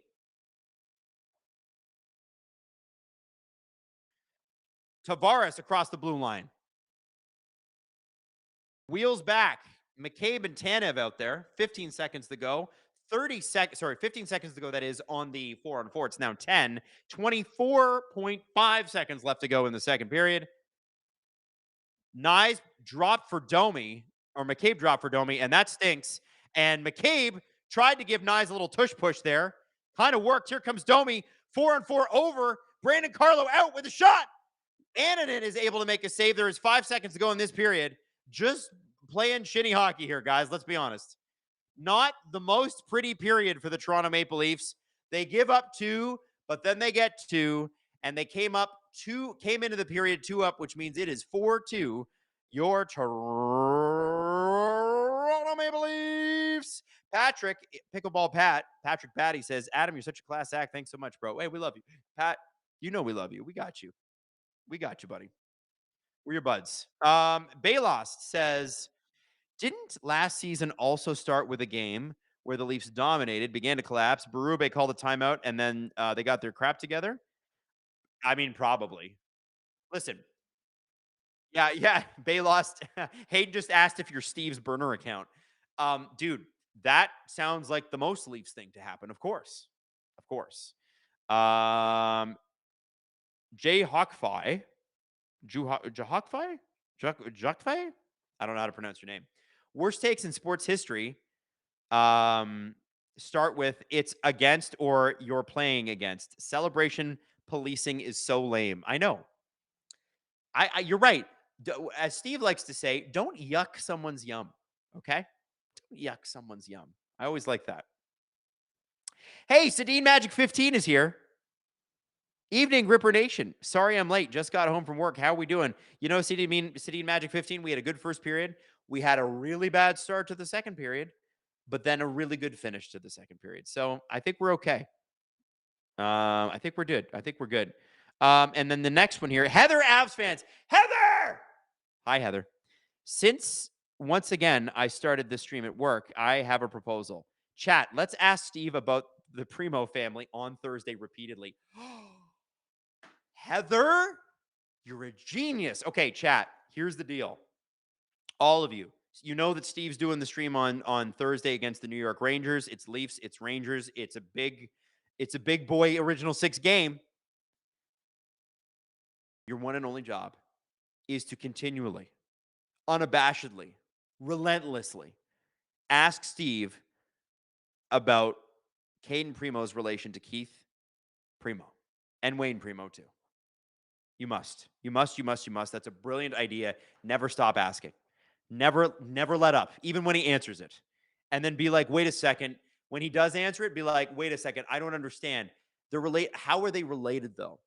Like, ask benign questions that are like, you know who's really good at trolling Steve is Justin. He's really good. I'm sure he has some question suggestions for you. Hawks 23 last year feels 20 years ago, and I hate it. Do you? I don't know. Listen. I love the beginning of a new season because everybody thinks they're good. Everybody's fresh. Like whenever we do the season previews, and I say a team is bad, and I think they're bad. Inevitably I get 1 or 2 wrong, as everybody would, because there's always some surprises. But usually the teams that have been bad for a while are like, no, this year, okay, this year, and we're like, okay, sure, maybe. And there's a lot of Detroit Red Wings fans trying to dunk on the Toronto Maple Leafs, and specifically us after this past weekend. I don't blame them, but guys, are we serious? I think Detroit's got a lot to prove. And a lot of Sabres fans got on our case too, because they're like, hey, Adam, guess what? All the analytics guys say the Sabres are going to make the playoffs. And with the injuries they have with, I think, Samuelson, Greenway, and of course, Josh Norris, I don't think so. Like everything would have to go right. The Atlantic is not a slouch fest. I think Montreal and Ottawa have, it sucked to hear that Ottawa is going to lose Brady Tkachuk for like 6 to 8 weeks. Montreal's fully healthy. Honestly, they just need that second line center. And if that second line center's name is Sidney Crosby, oh my God. I'm going to hate it, but I'll be happy for Canadiens fans. Hayden says, wouldn't that mean that Suzuki is the second line center? Ooh. Well, now you see we've come for an issue here. I don't know how Canadiens fans would handle that. By the way, Heather, the Avs fan, says, here's 10 SDPN memberships. Just because I'm feeling like Heather, the Avs fan, and cool. Thank you, Heather. That's so kind of you. And by the way, if you got a gifted membership from Heather and you've never had one before, congratulations. You're going to be able to listen to all the SDP VIPs, not only the new ones this month, but all the ones in the past, which are freaking awesome, by the way. One of our SDP VIP clips about a Samsung refrigerator went so viral today that the Twitter account Internet Hall of Fame, which I'm pretty sure everybody knows about, it's got 4 million followers. Even if you don't follow them, they come up in your For You page. We made it to the Internet Hall of Fame Twitter. I'm not even kidding. Yo, the VIPs, they're sick. They're awesome. They're fun. And we don't talk a lot of hockey in them. We talk everything else.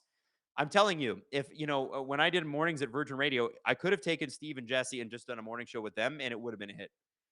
Steve and Jesse are good at talking about, I could make it about anything. And those guys just handle it. They're awesome. The episodes are amazing. Hey, Jesse Addington says that fridge episode was a banger. Anyway, check it out. And thank you to everybody that has gifted subs today. Really appreciate you guys. Now, Hayden, what are we going to run as a clip for intermission?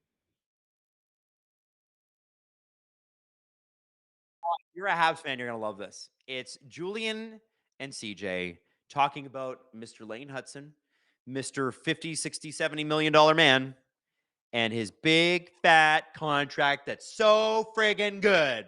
Oh yeah, Habs fans, enjoy yourself, okay? Okay? Because one day, here's what's going to happen. You ready?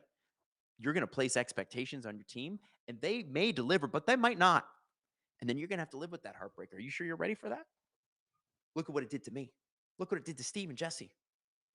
Just saying. Are you sure you want that? Maybe you're better to just be bad. I don't know. Maybe you should trade all those guys away to other divisions. That's what I think. Anyway, let's play the clip. An 8-year contract extension for Lane Hudson with an AAV at 8.85 mil. Also, just gonna peel back the curtain here. We recorded an entire podcast well before the news dropped, so this will be inserted right at the front. We could not release a show today without mentioning Lane Hudson. CJ, how did we get here? Well, look, it's a massive deal for the Canadiens, I think, to get this player locked up to end what we've already described as, at times an emotional negotiation, one that, had to be put back on the rails a couple times. And I think ultimately how we get here on Thanksgiving Monday up here north of the border with Lane Hudson getting lots of turkey. It's really because the player himself wanted to get a deal done. The Canadiens held pretty firm in their negotiations. They stretched to where they felt was sort of their ceiling with these talks. They had a prior offer on the table that was roughly 8 million 8 years and 9 million, although there was some deferred money in that when that was still allowed. And basically ends up with the same type of deal now in terms of present value of money. And, for Hudson, it's, look, he just signed away his 30s, but he's getting a lot of guaranteed dollars for someone who's just played one full season in the league. It was a special season culminating with the Calder Trophy last year. But, I think that the Canadiens have really done a nice job, Julian, if you step back and look at the way they've built kind of an internal cap structure. You're going all the way back to the Nick Suzuki deal, but Slafkovsky, Gooley, I know they paid a little bit more for Dobson, obviously, because he was basically an unrestricted free agent 1 year of RFA when he signed his big deal and they made the trade last summer. But, they've assembled a pretty nice core here and they've managed to keep the dollars relatively intact and over a long term. And that could age beautifully for them if these players all meet or exceed their potential. Even with that internal structure that the Canadiens have, how surprised are you at the AAV coming in below 9? Some people wondered if Lane Hudson's next contract would have double digits on the annual average value.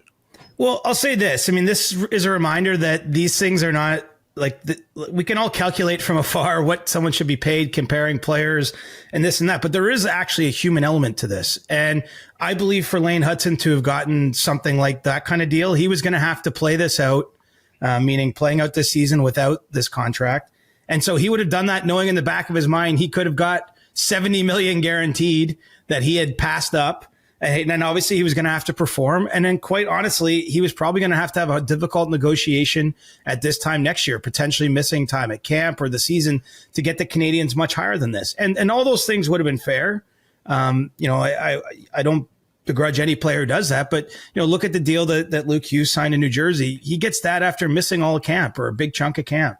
It's not easy as a restricted free agent, especially one in Hudson's case where he can't even wasn't eligible for an offer sheet. So he didn't have a whole lot of leverage here other than the fact he's a great talent. So, but for him to get basically this long-term security and commitment, he was going to have to sacrifice potentially a little bit of earning power to do it. And, that's where we wind up here. I don't think that this player wanted to be a distraction this year. It got pretty loud here the last few days, right? I mean, there's been a lot of talk in the market, even out externally, about what this deal might look like, the way negotiations were going. Definitely, there was some high emotion there. But I think at the end of the day, Lane Hutson is comfortable that maybe he doesn't max out what he could have earned here, but he's got a lot of security. By doing it now too, Julian, he gets $55 million in signing bonuses, including, a big payment next summer, $11 million payment right out of the gate. So, there's a lot of reason to get it done, to get, those kind of paydays in his bank account. And quite honestly, now he just gets to play. And he's playing for a pretty exciting team and one that he's obviously a huge part of.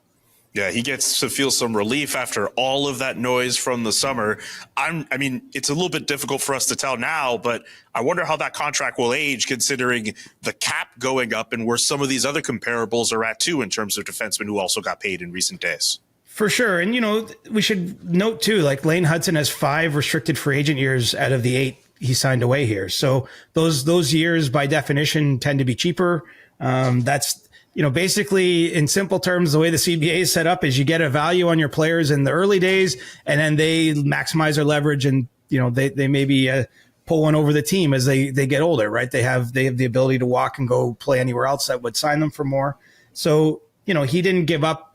It's not a direct apples to apples. Like even if you look at the Jackson Lacombe deal in Anaheim, Lacombe's 24. He was much closer to being UFA. So it's a different kind of contract. And really when you're in Lane's situation, you have to, if you're going to get that 8-year security, you're going to have to give up a little bit, I think. And who knows how much he did give up here. I mean, it's still as talented a player as he is, as we know with development curves, like he could, maybe he takes a step back this year in the short term. That could have hurt him if he waited. I mean, this is all the things that player's family, the player himself, his agents are kind of weighing, I guess, when you're making this decision. But the truth is if you have $70-odd million on the table, it's hard to pass that up.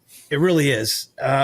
And I do think that this will be a huge weight off for Lane Hutson. And I know it is for the Canadiens front office. I mean, we know what optimism is kind of surrounding the start of that season there. And this just removes a cloud, a storyline that would have kept coming up. And it does so as they come home to play their home opener, right? They started the season on the road. I think it's going to be pretty electric vibes as the Canadiens kick off their home campaign with this big piece of business done. Anything else you want to mention about Lane or anything to do with the core they've assembled now? You look at the back end where Noah Dobson Noah Dobson getting added to the core this summer. Mike Matheson's still there. Caden Gooley. They've got some good pieces on defense. They do. And when I look at their overall salary structure in terms of this environment where the cap's going to be surging, they've left lots of money to spend on a future addition or additions, plural. I still think that they're positioned pretty well if they're able to make an impact trade or a free agent signing at some point in the near future. Because obviously, that's probably the next piece to fall in place. But, in terms of what they've done, there's no guarantee all these players hit. But if they do, they've kept everyone at a pretty reasonable number, and they've gone the long-term route, right? Like this is a little bit what you're seeing Florida doing. Now, Florida's done it with players who've won 2 cups in a lot of cases, but you see them signing a lot of max term extensions, even with guys like Nico Mikkola, like not necessarily the frontline players on their team, but they're kind of have a cost certainty fixed in with players that they like. I think the Canadiens are sort of following a similar model. I'm not saying they're copying Florida by any means. I mean, we've seen, look, the Sabres sign young players to 8-year deals. We saw the Senators do it with guys before maybe they've fully established themselves, but you're betting on the potential because you love what you saw in those early years. I mean, I think the same strategy is at play, and the CBA is changing. And so if they didn't do this deal now, that's the other side of this. If Lane Hutson waited till next summer or even next fall, if it bled into training camp, I mean, he would only be eligible for a 7-year deal. You know, he's gotten the 8th year in this case. There's change to the way the signing bonus money works. He got $55 million in this contract in signing bonus payments. You know, it would have been somewhere in the 40s, you know, if they had waited for the new rules to take effect. So there was benefit too for both sides to get it done now, because, you know, they're getting kind of some of the legacy CBA elements. They're using them to their advantage that have been taken out in this extension that's going to kick in formally next September. So it's an interesting time for big contracts around the league, and obviously that's been a huge storyline, I feel like, from our last 3, 4, 5 shows, because you keep seeing all these big deals being signed. But, you know, I don't see this as anything but a home run, probably for the Canadiens, quite honestly. But how can you argue against it for Lane Hutson, who has lifetime security now for him and his family? And again, he doesn't have to worry about any, you know, business over sort of shadowing what he's got to focus on to become, you know, the impact player he certainly promises to be. 8 years, $70.8 million, the contract extension signed by Lane Hutson with the Montreal Canadiens. I'm just finishing up a power bar here. And in order to continue our trend of trolling Steve, 42 minutes ago, Steve said, might be the worst second period team in the league, Uncle. I think he was referring to the Toronto Maple Leafs after they gave up their 2-0 lead. But then what happened? They scored 2 more goals. They're up 4-2. So I wrote, wow. I wrote, nice take, comma, wow, who the hell is this guy? We'll see what happens. Sometimes you got to throw it out there. Sometimes it does nothing. Sometimes, though, it takes off. Rocket to the moon. Those are always fun. I love reading the replies to those ones. And you know what's great about my Twitter account is, first off, it's small enough that I don't really get a lot of bots. I get some angry, like, fan bases. Like, there's a couple of Habs accounts, a couple of Penguins accounts that, like, whatever I tweet, they're like, F you biatch. But most people are, like, real people. And there are very few people that remain on Twitter that are real people. Did you guys know that? This is a crazy stat. You ready for this? Like, a legit stat. It's estimated that over 60% of all traffic on Twitter is bots. And I don't know if you've ever been on TikTok and you've, like, looked up what a bot farm looks like. It's like a bunch of phones on a wall, like, next to each other for, like, the length of a building, and then, like, 8 or 9 feet tall. And they're all different phones tweeting different things, different accounts. They've actually found that, like, a lot of those crazy mega accounts and stuff like that, they're all bot farms out of, like, India. It's crazy. Like, you're like, who the hell are these people? And it's not Americans. Duh. So what's cool is that when I tweet, I might not get, like, 1,000 likes on a tweet. Who cares? But I do get real people because I'm too small for it to matter. So it's kind of fun when you throw one out there, troll a little bit, especially when it's Steve. Get some fun replies back. I love it.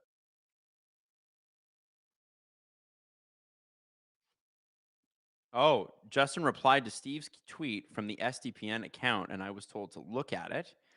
And Steve didn't get it. SDPN wrote, Uncle, brother, who can say for sure? He's referring to the Primo battle that we had. I don't know, for anybody that wasn't here, Justin said that he didn't know that Caden Primo was Wayne Primo's son, nephew. What is it? I know Steve has said it like a billion times on the show. So Caden Primo's dad is Keith Primo, who was a monster. He's also Wayne Primo's nephew, and Wayne Primo was a Leaf in 09-10 during came over in the Dion Phaneuf trade, if I remember correctly. And anyway, long story short, we were trolling him because we were pretending that we didn't understand what he was talking about. And then we made him so frustrated that he sent us a voice note explaining it. And he was so mad. Oh, what a play, Michelli over to Nylander. And Nylander, he's laughing. He knows. Man, Nylander should have put that bad boy home. Watch this. Watch. Like right off the face-off into the offensive zone, Tavares forechecks, and Nylander is given an absolute gift by Michelli, and he just sort of just farts on that. But he does get the rebound. That's a... Oh, can I move to my left, Hayden? Sure, I can.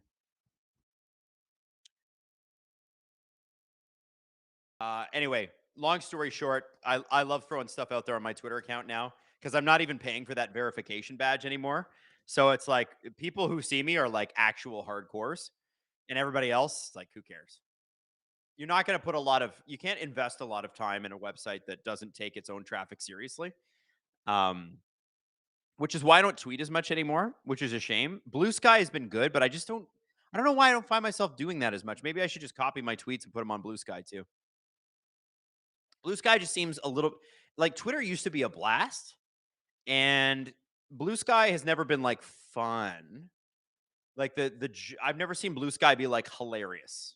It's a lot of very serious people on Blue Sky. I don't know.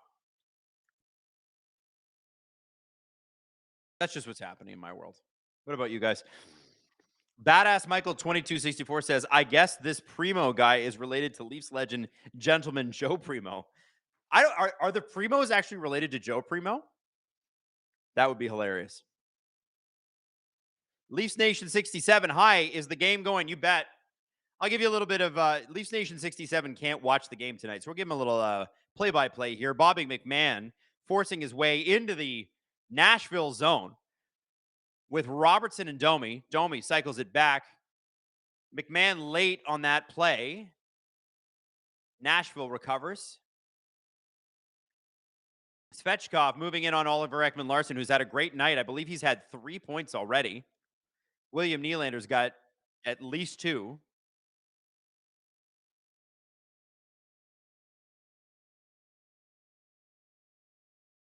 And the puck is dead now. Sorry, Leafs Nation 67. I kind of my controller unplugged there. Adam, you missed my super sad face. Oh, I missed a chat? James Stemler, here we go. There are also music bot farms for Spotify streams. Yes, and there are bots that create music for Spotify. Listen, it's a problem because if you're an advertiser and you're buying ads and most of that traffic is bots, are you paying full price for that? No. They got to take that shit seriously. That's why I'm so glad YouTube is owned at least by somewhat sane people, because they've been very quietly cracking down on the AI generated videos. You used to see like these like random Leafs, like, you're never going to believe what Nylander said to Berube. And it'd be like clickbaity shit that's all AI generated. YouTube's getting rid of all that stuff. You could still have like AI generated pictures on your video and stuff like that. But if it's an AI generated video, YouTube's going to know and it's going to pull your video, which is sick. We love that. Sorry for missing that super chat, James. Robar says, troll Steve with Chewbacca defense, but with Caden Primo's family tree. This is Chewbacca. By the way, did you know that the Chewbacca defense from South Park is now an actual legal term? Isn't that crazy? It's literally where you're like making an argument that's so absurd that it distracts the entire court proceeding. Look it up. The Chewbacca defense is a real thing. And Hayden just sent me a photo. Oh, Hayden just sent me a photo. I believe this is Jesse Blake's office. Throwing this up on screen at the Leafs game tonight. Jesse's up there. And tomorrow night, he'll be back here with you watching the next Blue Jays game where we can all stress and feel like we're going to die. Do we have any predictions on that Blue Jays game, by the way? 17-15 left in the third period. Shot by the Preds. Caden Primo is able to put that away, or at least put that to the corner. Preds regain the zone. Redirected against Caden Primo, but puck misses the net. Leafs top line of Matthews, Nyes, and Easton Cowan is about to jump on. Yarncroke was a little stuck out there.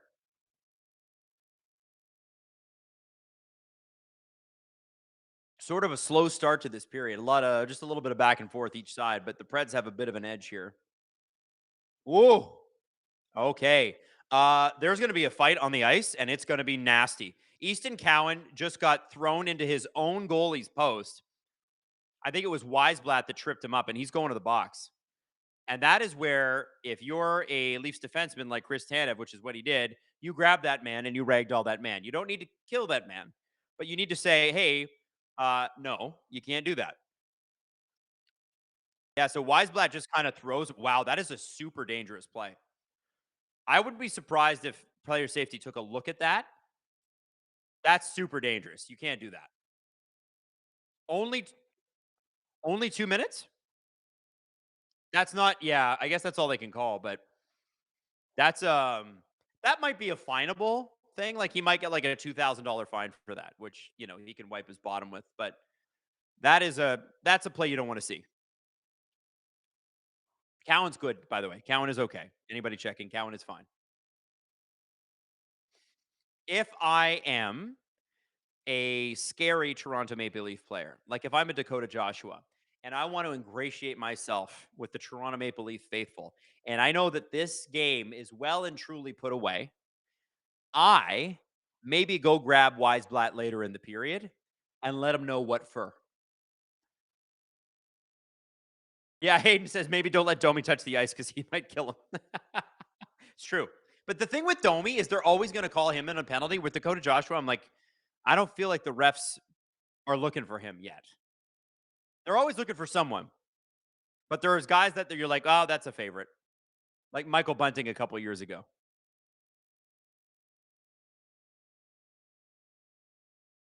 Riley down to Nylander. Shea pushed by Nylander. Oh, Matthews tried to find Tavares, who was wide open. The puck squirts by and out to the center ice zone where Morgan Riley picks it up. Back passes to Nylander. Backhand pass to Tavares. Back to Riley. Leafs gain the zone. Nylander wide open and eyes. Oh, and what a save by the toe of Justus Annunen.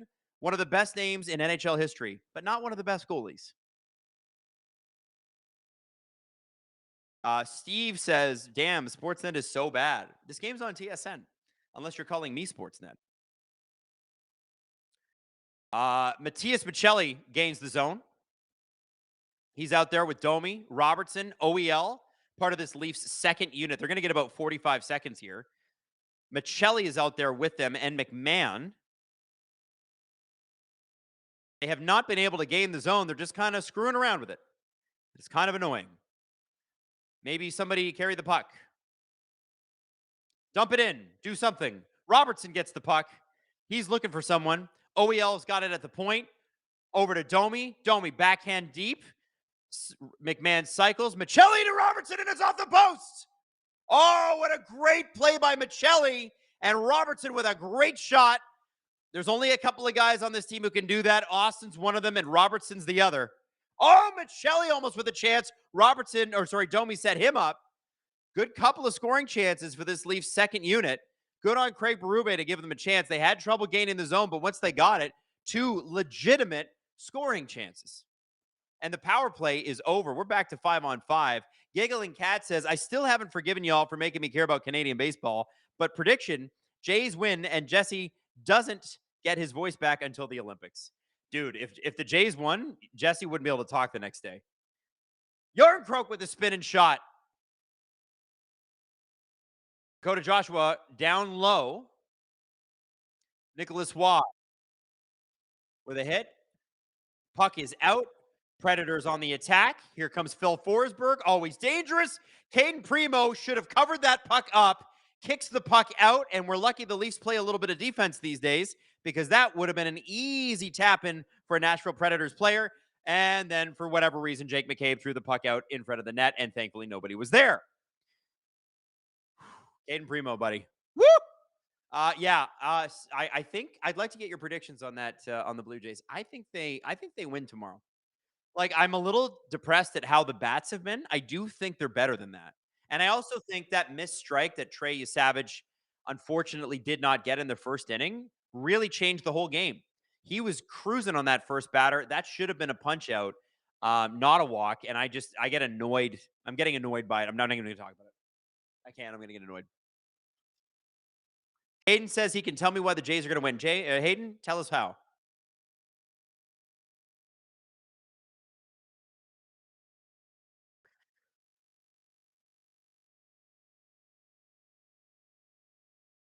Oh.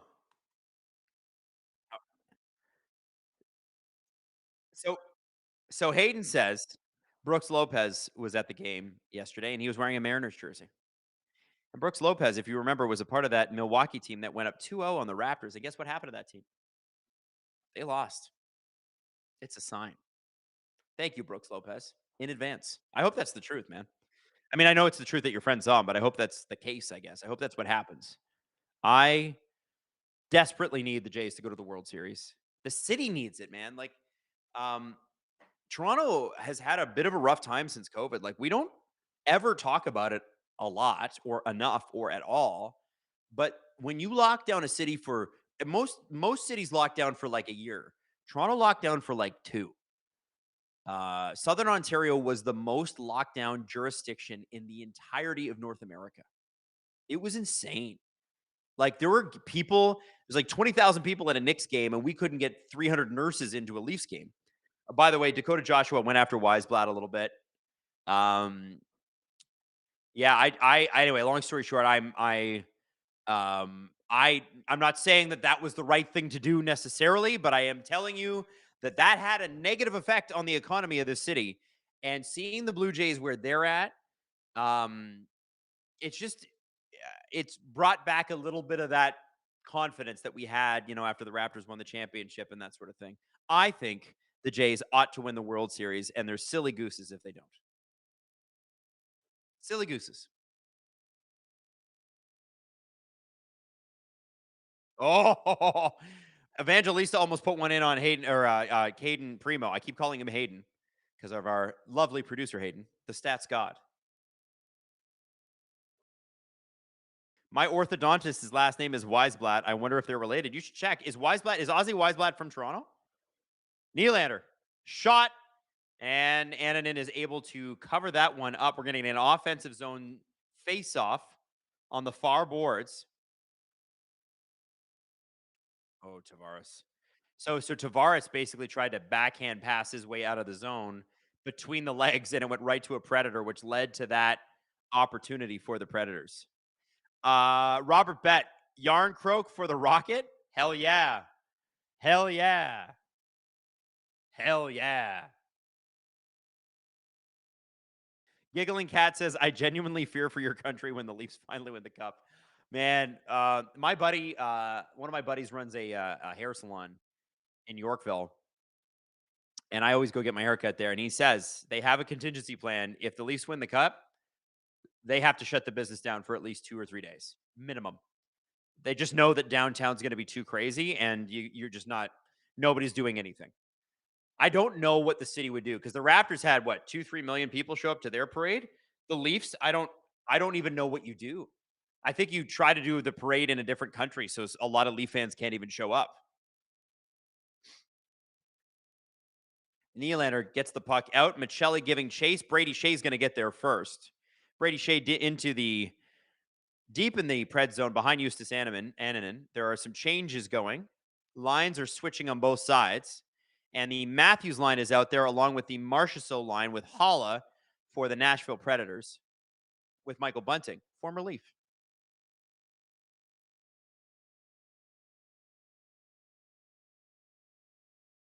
MT says, listening to STP VIP and hearing Steve go off about ads on refrigerators is so cathartic.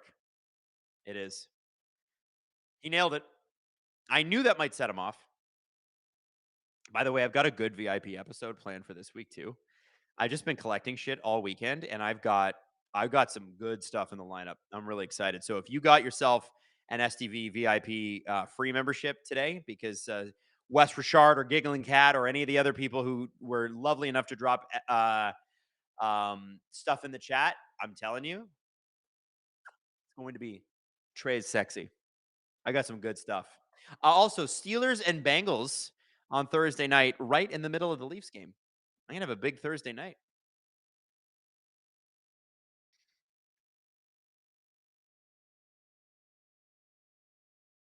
Can anyone answer who the Leafs' best forward has been tonight? Leafs Nation 67 wants to know. Let's see. You know what? Points wise, it's William Nylander. I don't know if it's play wise. I've liked Easton Cowan's game, but maybe it's because he's a rookie. I don't know, guys. Chat, what do we think? Who's been the best Leafs forward so far? We've got half a period to go here in the third. People saying Johnny T. I can see that. He's been great. He's been great the whole season. Willie Styles, eh? Francois Labelle. What's up, Francois? Saying go Habs go. Francois Labelle from Labelle Provence.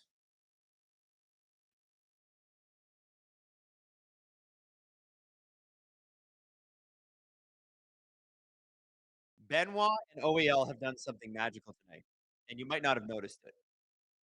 Thus far, neither have taken a penalty. That's rare. That's not happened a lot. Kind of need that. I'm looking at Travis says, hey, Adam, do you do a Domi, Yarncroke, and Robertson to Nashville for Forsberg? Every day. All day. I'll tell you who doesn't do it. Nashville. But hell yeah, Philip Forsberg. If they're trading Philip Forsberg, go Leafs go. Go get him. Hayden asked a trivia question. Which Leaf leads the team in shots tonight? I'm going to go Bobby McMahon. I nailed it. He only has 3? Fart. Oh, a little bit by, look at Nick Robertson throwing hits on Evangelista and Tyson Yost. Let's go. Robert Betts says the best Leaf tonight has been Carlson. He's probably the best every night, yeah. Jacqueline, Adam, you guys are great in the VIP, and everyone needs to listen to Adam and Jax. It's friggin' great. Well, thank you very much. That's very kind of you to say. Unworthy says, like and subscribe. He's yelling at you. It's all caps locked.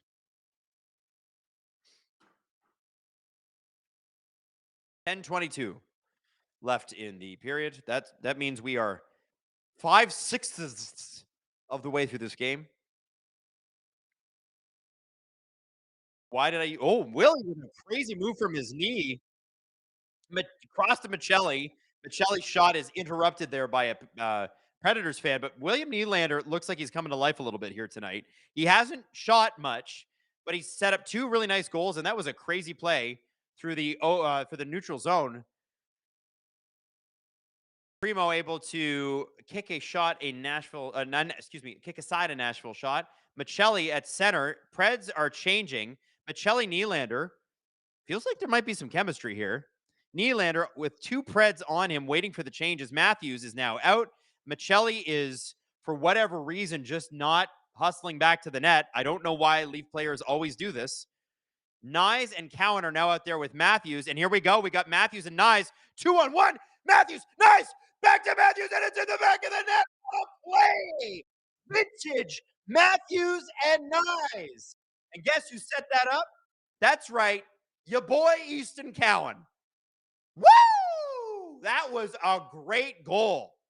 Great goal. This line looks real good. Easton Cowan's first NHL point comes from a Matthew Nyes created turnover. He passes the puck to Matthews. Matthews gains the zone. 2 Nyes, back to Matthews. They spread Eustace Annunen out like he's toast with not enough butter, baby. Look at that. What a pass. Nice pass back to Matthews. Normally, I'd be like, dude, don't overpass the puck. It's actually perfect. And Matthews knew it. He smiles. He points at him and goes, yeah, baby. And Giggling Cat dropping 10 SCPN memberships. Cat, we love you. Jake, not Jake. Askus, pronounced another way, Askus, says that's the Arizona connection. It sure is. Askus. That can't be how you meant for us to pronounce your name, right? Somebody else, Alex says, oh, hi, Alex. What a nice goal.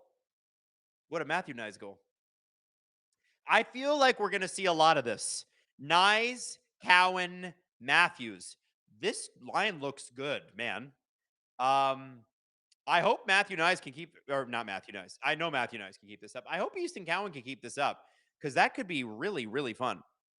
Like, I'm down for this. Now, they're back out there, and they are pinned in their own zone, but they've now turned it around. It's Nyes and Easton Cowan away, and oh my God. Philip Forsberg just took a run at Easton Cowan. Cowan had the puck. I thought the whistle had blown. The whistle had not blown. But yeah, there's a guy going to the box. I didn't see which Predator it was, but they're going to the box for tripping Matthew Nyes, and Austin Matthews gave Easton Cowan a big tap on his head. Congratulations, your first point in the NHL in only your second game. Francois Labelle, STPN, has made me like the Leafs as my second team after the Habs. That is something, dude. No way. He said if my dad finds out, he'll disown me. Well, we won't tell him. But thank you, Francois. That means a lot. Steven Schiller said, what the F did Easton Cowan do to these guys? Yo, okay. One of the things I've been saying about Easton Cowan is because in Toronto, you get a lot of hype just being a top sort of draft pick kind of guy, is like chill on the hype. Because people are like, well, could he be the Marner? But no, that is not his game. Different game. However, I have been surprised by how good he's been to start, and that's excellent. My thing has always been, if you can get a Travis Konechny light out of this guy, that's your perfect scenario. If they get something better, that's great too. But like, what he gives them is a different element. And you have to remember with Easton Cowan, he's kind of a dick. And so is Matthew Nyes. I kind of like that for the Austin Matthews line. The SDPN account says, and that's Justin, by the way, Easton Cowan wasn't supposed to be this good this fast. That's true. Guys, Easton Cowan was not supposed to make the team. He was not supposed to be here.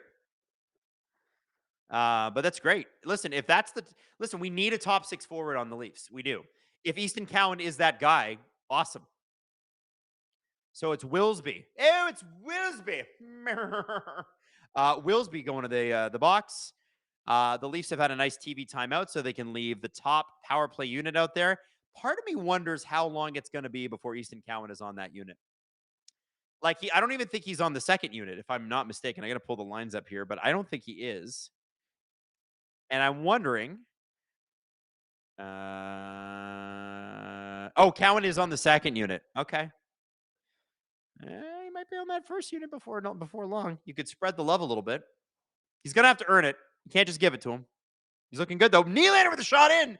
Tavares tried to get it. Bailow says, I was all aboard keep Cowan in the AHL. Let him keep developing train, but I would be very happy to be proven wrong. Man, me too. I'm always happy to be proven wrong. Like, if I doubt something on the Leafs and they prove me wrong, and it's a good thing, I'm all for it. Happy to be wrong. But I think it's fair to say, hey, limit expectations on this guy. Don't put too much on him. And I think Leaf fans have been pretty reasonable about him, actually. But I love the way he started, and I think that's exciting. And did that puck go off? Oh, no, the puck went off the glass. I thought Nashville might have fired a puck into the zone and we were going to get a 5-on-3. Sorry, fired a puck into the crowd and we were going to get a 5-on-3.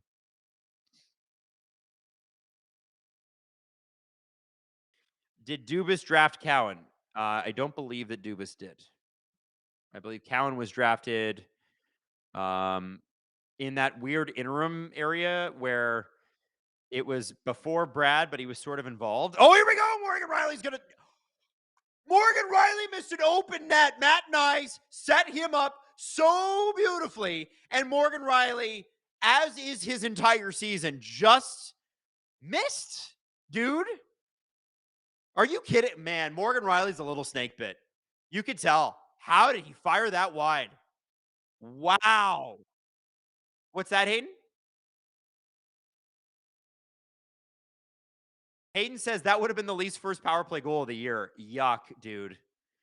Man, Mo, listen, he's going to be fine, but it hasn't been a good start. Let's just call it what it is. Hasn't been a good start. Mo, you got to bury that shit. Matthews to Nylander. And he waits too long. Annanden's able to get over there. He just had to corral that puck. Tavares trying to keep the puck in the zone. I think the Leafs' first unit has been out there for a while, but it looks like they're going to stay. Tavares with a great move through the back. Oh, my goodness. Great move through the legs. And then he's taken down by the Nashville defense. Ekman Larson is now out there. They're trying to change the power play unit. There's only 25 seconds to go. I don't know if they're going to get a change in here that's really worthwhile. The play has not stopped since Morgan Rielly missed that wide open gaping cage. So we haven't had a chance to look at it, but I have a feeling once we do, we're probably going to go, ah! I feel like that. Wow. Also, John Tavares, that move was crazy. Max Domi, power play over.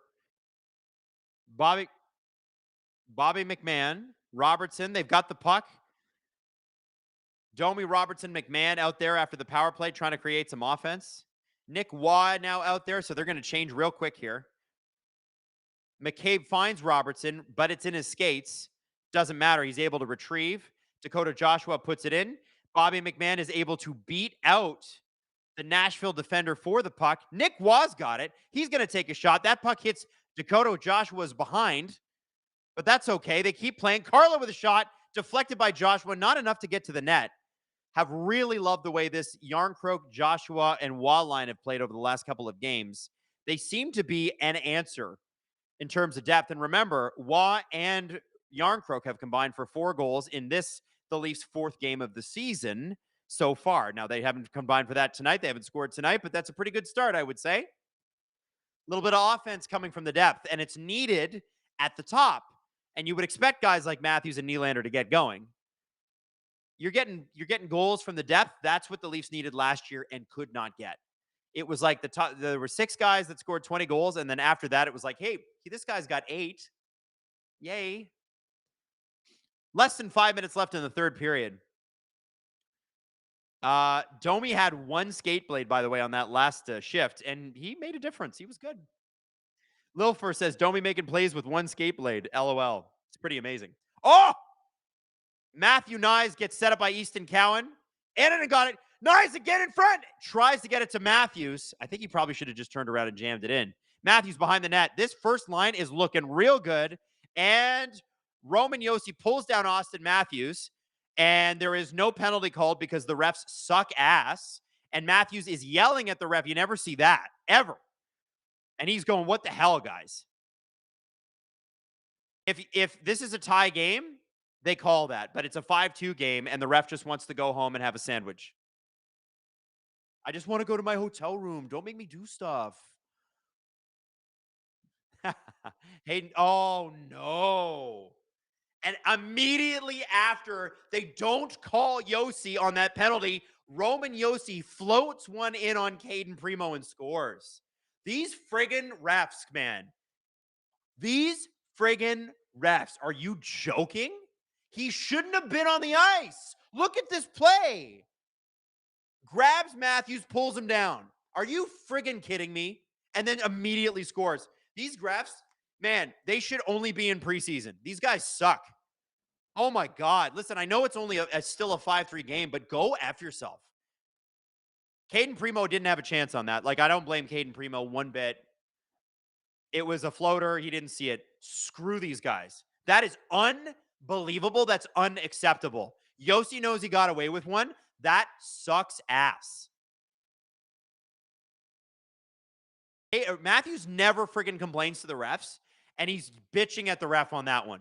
And he deserves to. What a friggin' joke. Like, oh my God. Unbelievable. That makes me so friggin' angry. It directly affected play. It's not like it didn't happen behind the play. Matthews gets stripped of the puck, which leads to a turnover, which then eventually leads to a goal with all the same players on the ice. Are we friggin' joking? What is this? I just don't understand. Sorry, I'm going to get over it. They're up 5-3.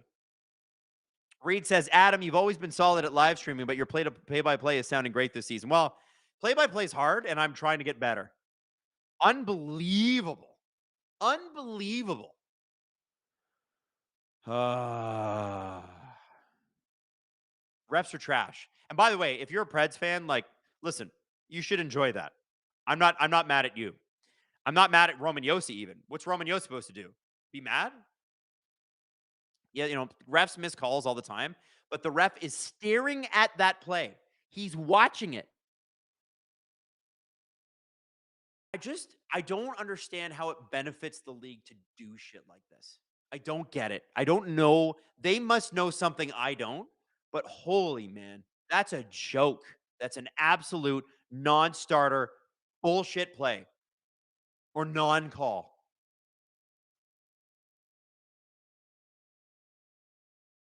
Anyway.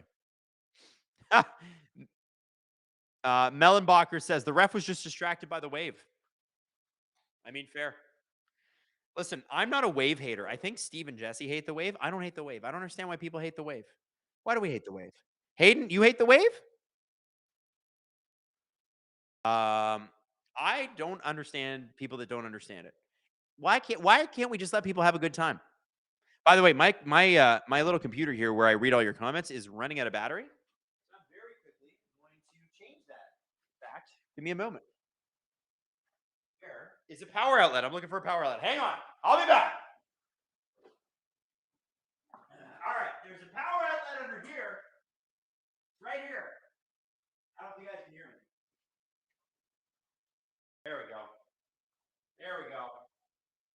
Not exactly professional, but you do what you can in life, okay? All right. All right, I'm back. I'm back. Here I am. Hi. Leafs lose the draw. Roman Yossi, who should still be in the penalty box, is out there with the puck, and he gets stripped and then trips John Tavares, and there's finally a friggin' call on Roman Yossi.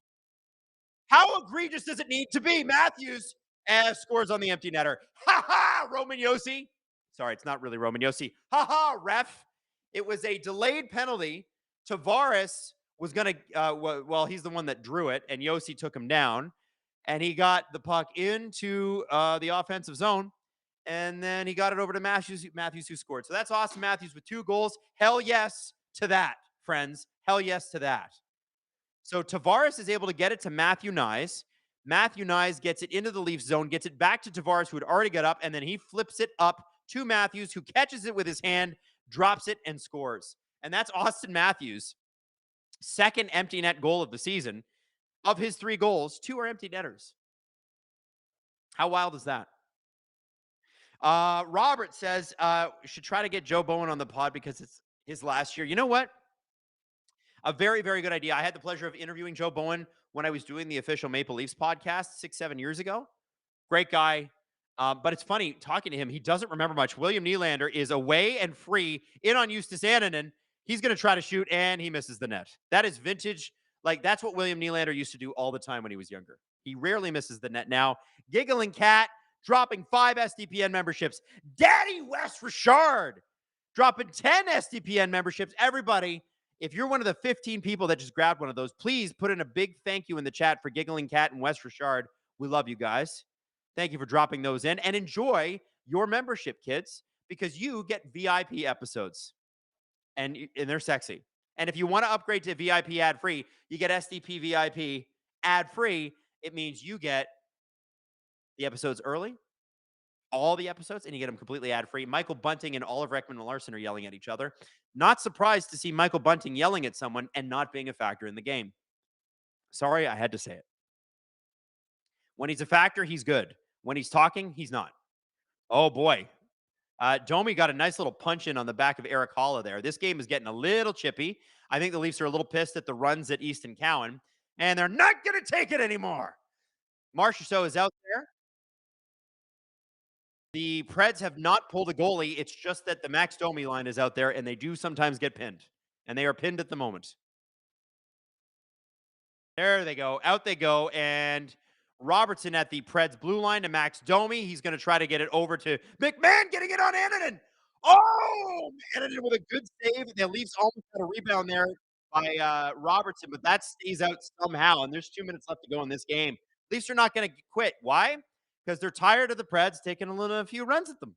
Oh, Simon Benoit tried to line up one of the Preds. I didn't see the number on him and missed him by a country mile. I'm not going to lie. If you're a Preds fan, you could kind of laugh at that. It was Stastny, actually. Wes Richard says, Adam, I've been up since 2 a.m. Pacific time, and I've got to get up at 2 again tomorrow. Great steam as always. Pumped to see the Jays win tomorrow. Cheers. Wes, thanks for joining us, buddy. We love you. Thank you for being a part of it. Arismix23, thanks STPN for entertaining streams as always. Excited for the rest of the season. Let's go Hawks. Giggling Cat, no thank yous. Click like instead. Confuse the hell out of the YouTube algorithm, and the Predators score. It's 6-4. Guys, you're getting the Caden Primo experience tonight. That's Nick Perbick scoring. Who cares? Robar says, we did the wave at the Morgan Wallen concert. Well, that would have been fun. Wilfer says, can we get Bunting back? Like, seriously? I don't think we need Bunting back. I think he had his time. From what I heard, the Leafs wanted to re-sign him and then talked to several players, and they were like, let's see what else we can do. And that was the year that Domi and Bertuzzi came in. That's what I've heard. Unconfirmed. But I think the Leafs ready to move on. It was probably for the best for both sides. 1 minute to go in the third period.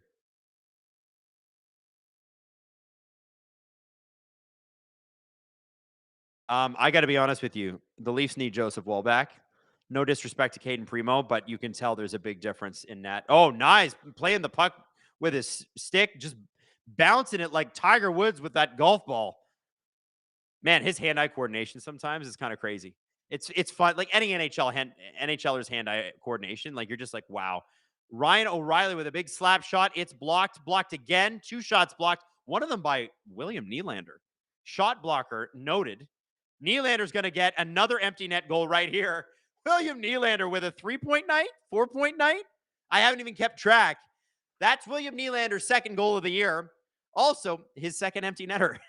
But hey, a goal is a goal, still counts. Screw you, Preds.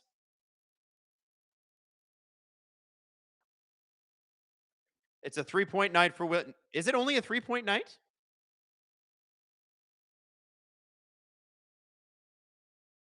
So Tavares, Nylander, and OEL, all three with 3-point nights. That's great. Yeah, you love that.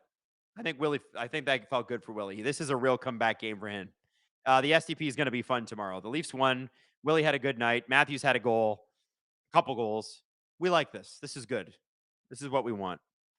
Dylan says, this is such a Leaf score. Dylan, I'll one-up you, buddy. This is such an early season Leaf score. Oh, is this a 7-4 win? It definitely happened in the first 10 games. You know Berube only likes a 2-1, 3-1 win. This is not his kind of hockey. This ain't going to last. Robert Bett, Rangers shootout win 2-0. Wow. I have to tell you, when they came alive versus the Penguins, they didn't stand a chance, the Penguins. I do think the Rangers are a lot better than people give them credit for. I also think Boston is a lot better than they're given credit for. And if you look at Boston's hot start, I know it's only week 1. I might be validated on that one. Leafs win 7-4, everybody. How about that? Easton Cowan with another great game gets his first NHL point. I can't imagine that they're ever going to move him off that line until he plays like shite. So I'm hoping that he continues this play. That was really, really good. Wasn't blown away with the third line again. Domi, McMahon, Robertson. I know that they scored. I know that they created chances. There's just something about that line that I'm like, oh, please. Love the Waugh, Joshua, and Yarncroke line. I think that was great. Matthews line, really, really strong tonight. Tavares line needed to get going. I thought John Tavares has had a really good start to the year, just hadn't converted. Tonight he converted along with Willie and Michelli. I thought there was some good chemistry there. And I wondered, preseason, I was like, man, I don't know if you can put Michelli at that line because you don't have Bobby McMahon's speed and size. But Michelli looks like there's some chemistry with him and Willie, and I feel like we should explore that. Oh, Rangers were shut out 2-0. Oh, that's great. Okay, Robert, sorry about that. Leif Olpstad says, to answer the question in the poll, there's a time and a place for the wave, that being in blowouts and absolutely not in close games. Yeah, okay, that's fair. The Leafs are just a wild team right now. Jacqueline K, gotta go. Thanks, Adam. Thanks, Cripper Nation. Thank you, STPN crew. Good night. Guys, I had a blast with you tonight. I'm having a great time. I can stay and answer a couple questions if you want. I don't know if you guys want to stick around, if you want to go to bed, whatever. I should remind you that Jesse's going to be back with a Blue Jays stream tomorrow night.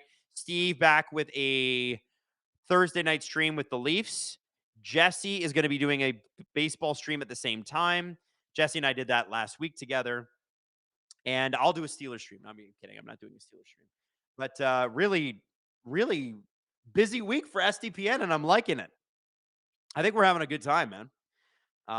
Gripper Nation dub of a stream. Thank you, Infrared. Appreciate you. James Stemler, I got to go do a delivery, but everyone have a great night. Thanks, James. We love you, buddy. Pierre-Luc Dubois dropping the waves in the chat. One of the OGs. Sierra Marlowe, Gripper Nation rules. You bet, Sierra. We love you.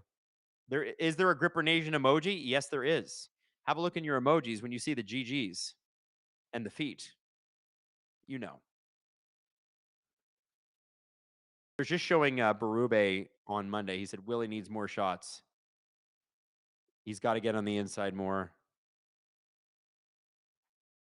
Okay. All right. So somebody just asked in the chat. This is Prophet. Oh, what's up, Prophet? Prophet said, Adam, ask the 8-ball about the Jays. Okay. All right. So Robert Bett points out something. This 8-ball was absolutely correct about William Nylander and the Leafs winning. We asked if William Nylander would score. It said yes. We asked if the Leafs would win. It said yes. So now we're going to ask this bad boy about the Toronto Blue Jays tomorrow night. Please spit out a good answer. Are the Blue Jays going to win tomorrow night?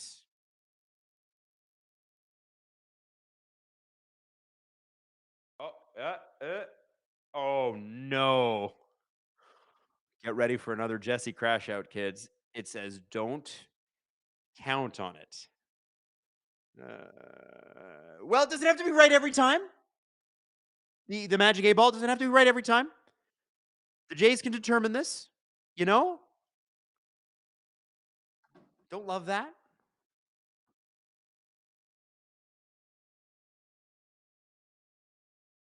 Matthews and Nylander, according to Hayden, both led the team in shots tonight, which is a good sign. Both had 5 shots.